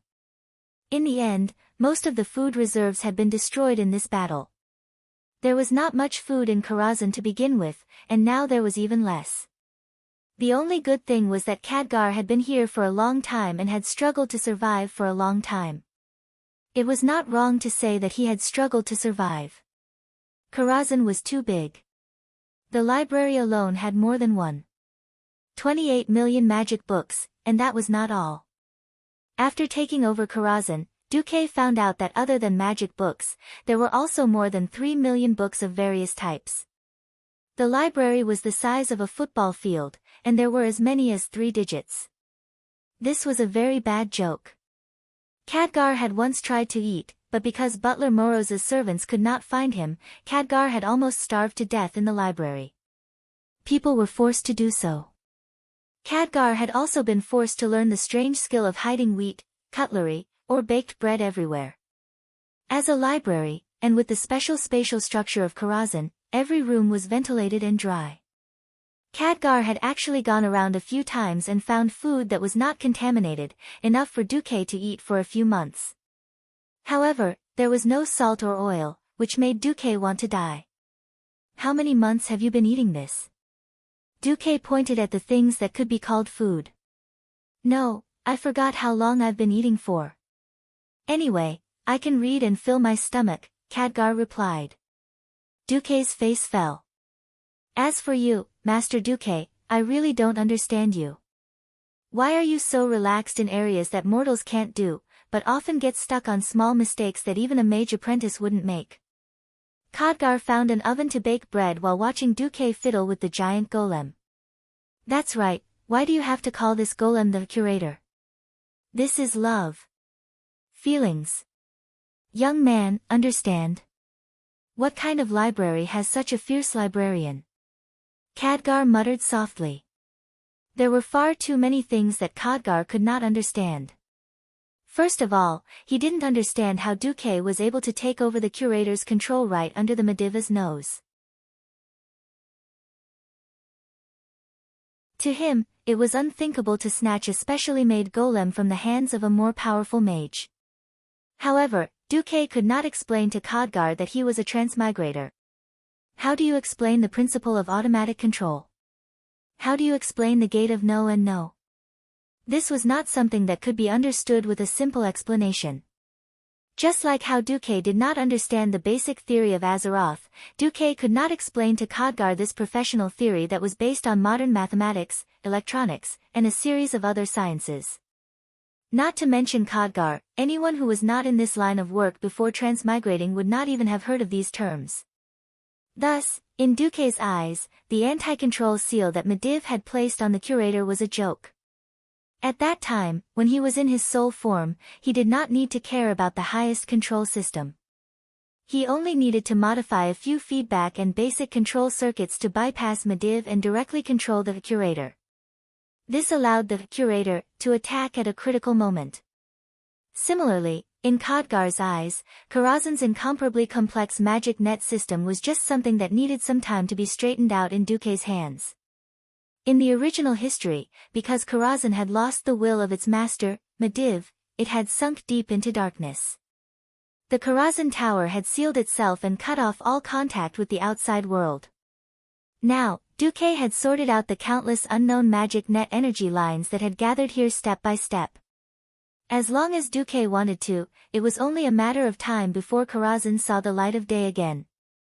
Duque also knew that the battle outside was going on fiercely, and he wanted to go out and help as soon as possible. However, if Karazhan was not sorted out, if the Burning Legion set up a portal here or something, it would be a big problem. Thus, Duque could only dig through the books while cleaning up Karazhan. On this day, the system elf finally sent a notification. Congratulations, host. The system has stabilized the first and second levels of Karazhan based on your newly acquired spatial knowledge. You can initiate a cleanup operation on these 2 levels. Okay. Duque stood up. Khadgar, time to work. Work? I've already stabilized the 1st and 2nd levels. It's time to clean them up. Really? Khadgar's eyes lit up. Unlike the serious and old-fashioned teleportation mage, Khadgar was smart and eager to learn. When he had books, he could be very quiet. When he wasn't studying, Khadgar was more lively. Khadgar was a little tired of the days where he could only go between the library and the workshop. He immediately put down the book in his hand and followed Duque and the huge curator. After passing through the blue portal that looked like an illusory mirror, after a short period of weightlessness, a man, a ghost, and a golem arrived at the 1st level of Karazhan. Your Excellency Marcus. A whisper suddenly came from the darkness. Huh? Duque was slightly surprised. In Duque's impression, the 1st level was Karazhan's horse shed. When the players in the game came to the horse shed, they only met ghost coachmen and ghost warhorses. No one would ever call Duque that. Looking in the direction of the voice, Duque understood. It was a translucent soul. His illusory soul wore the iconic Stormwind City armor, and he held a lion head shield and a standard longsword. Obviously, he was an elite soldier under Lothar who had died in Karazhan. You are. I remember you, Michael. Yes. That's great, Your Excellency still remembers me. I'm Michael Jonathan. Michael seemed to be very happy. Yes, I feel like my master. What happened? Am I dead? Where's Medivh? Where's Sargeras? Michael's questions were like a machine gun, and Duque patiently answered them one by one. Ah, I won. Then I have no regrets.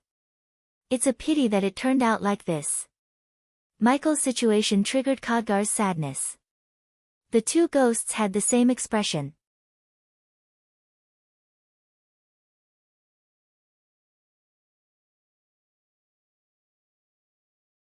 Chapter 144. I don't know if a ghost will be reborn as a baby after being decomposed, but if you think it's a pain, I should be able to erase your soul. For some reason, a 3D model of Karazhan appeared in the system prompt. In the 1st layer, Michael's name was clearly shown. On Michael's note, in addition to unable to leave Karazhan, it also clearly stated that there was an option to erase the soul. For some people, existing in the form of a ghost might be a form of torture. So, Duque gave Michael a choice. Michael looked at Khadgar, who was also a ghost next to Duque. What about you? I've seen you before, Mage Khadgar. Why did you choose to continue to exist in this world? Khadgar was stunned for a moment before replying, I don't think I've lived long enough. There are too many new things in this world that I haven't seen yet. As long as I'm allowed to browse through the books of Karazhan, there's nothing wrong with being Master Duque's servant. Duque secretly complained, no wonder you're willing to listen to me. It turns out that the books are your master. Michael thought for a moment, then turned around and bowed to Duque. How about this, if there's nothing you need me for, then I have nothing to miss since I sacrificed myself to protect Stormwind and Azeroth. Then at this moment, the system suddenly gave Duque a shrill warning. Warning. Warning. According to your newly learned space theory and other knowledge, it has been detected that a space passage will be forcibly opened in 72 hours. After calculations, it is a 92.7% match with the demon army that Sargeras summoned. According to the energy level of the spatial passage, it is estimated that there will be more than 100 low-level demons and no more than 5 mid-level demons attacking. Then, an unusually bright red countdown appeared on top of Duque's retina. Duque's expression changed immediately. Holy sh*T. I knew there was no such thing as a direct route to becoming a mage. Medivh had built a mage tower in Karazhan for 2 reasons. On one hand, it was convenient for research, and on the other hand, he had been silently guarding this world as a guardian. As the price of changing history and inheriting Karazhan, Duque had to take on the task of protecting Karazhan. In history, the Karazhan secluded themselves. This largely prevented monsters from coming to Azeroth through Karazhan and harming the people there. That saying was true, with great power comes great responsibility. Duque's right hand was infused with arcane energy. He gently placed his hand on Michael's shoulder. He was righteously bluffing. No, he was preaching about the power of holy light. Michael. If you want to find the meaning of existence, then I have a very, very important mission for you here and now. What? Michael was a little stunned. In his mind, he had just killed Sargeras, so there shouldn't be any big enemies. Duque's voice suddenly became upright, and his voice was filled with surging passion and incomparable determination. His eyes were burning, and there was even some kind of divine radiance surging on his body. Protect this place. Within 3 days, a group of demons will open a space channel and attempt to occupy Karazhan as a springboard to invade the world of Azeroth. They will harm our family, friends, and the people we love the most. Can we allow all of this? No. Absolutely not. We can endure loneliness, we can endure hunger, we can endure fear, but we definitely can't endure the people we love, the world we love. At this point, Duque's voice suddenly rose an octave. Michael Jonathan, are you willing to protect the world with me, to protect all of humanity? His thunderous voice echoed throughout the first level of Karazhan. In that case, please allow me, Gala Donald, to join you. A voice suddenly sounded from the depths of the stables, and another soul wearing the armor of a Stormwind soldier appeared. Count me in. Count me in too. The souls of the elite soldiers who had sacrificed themselves in Karazhan walked out from the darkness of the first and second levels. Yes, they had sacrificed themselves for the future of the people of the kingdom. Unfortunately, because of the characteristics of Karazhan, their souls were also bound here. They could not fall into hell, could not go to heaven, could not return to earth, and could not see their loved ones. Perhaps, this was a kind of torture. However, at this moment, they had found a new meaning for their existence, to protect Karazhan, to protect the world. Looking at the option in the system prompt, do you want to pay 10 soul power to transform the souls of 72 elite soldiers into Einherjar? Duque decisively clicked, yes.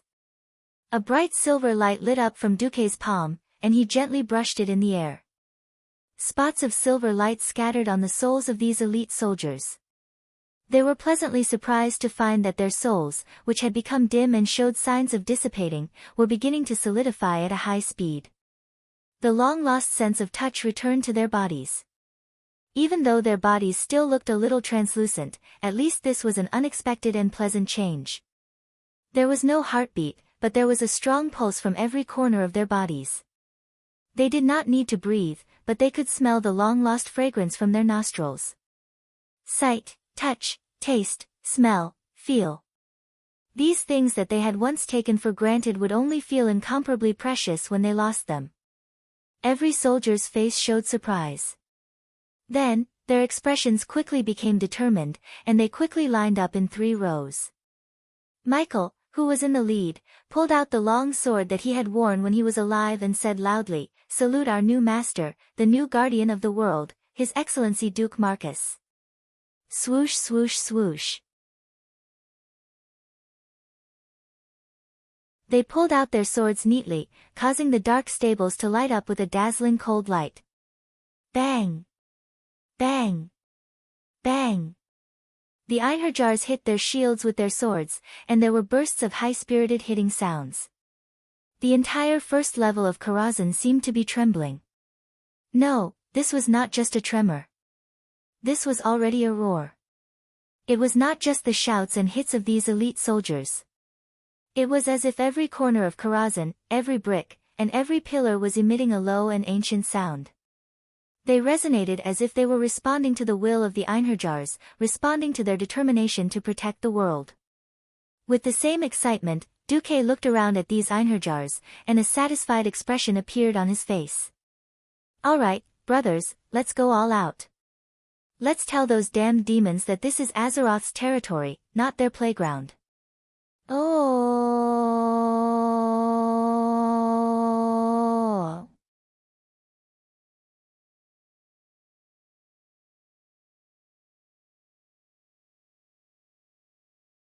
Chapter 145. Duque knew very well that he could not stay in Karazhan forever. Outside, Stormwind City was being besieged, and the green tide of orcs was wreaking havoc on the entire continent. No matter how he looked at it, he had to hurry back as soon as possible.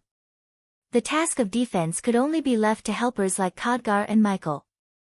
Although the Einherjars might be of a higher level than the original elite soldiers of Stormwind City, dealing with demons was like dealing with orcs. There was no point in simply relying on numbers. As long as it was not someone like Noxus who had entered the realm of heroes, no matter how experienced an elite soldier was, they would not be able to win against a demon. Duque suddenly recalled a game he had played before. Coupled with the Mechanical Traps Encyclopedia that he had found in the Mediv library, Duque had an idea. 108 magicians' hands immediately appeared. They flew around the first and second floors of Karazhan. They creaked as they unloaded the wood that Duque needed, and even uprooted some of the pillars in the stable.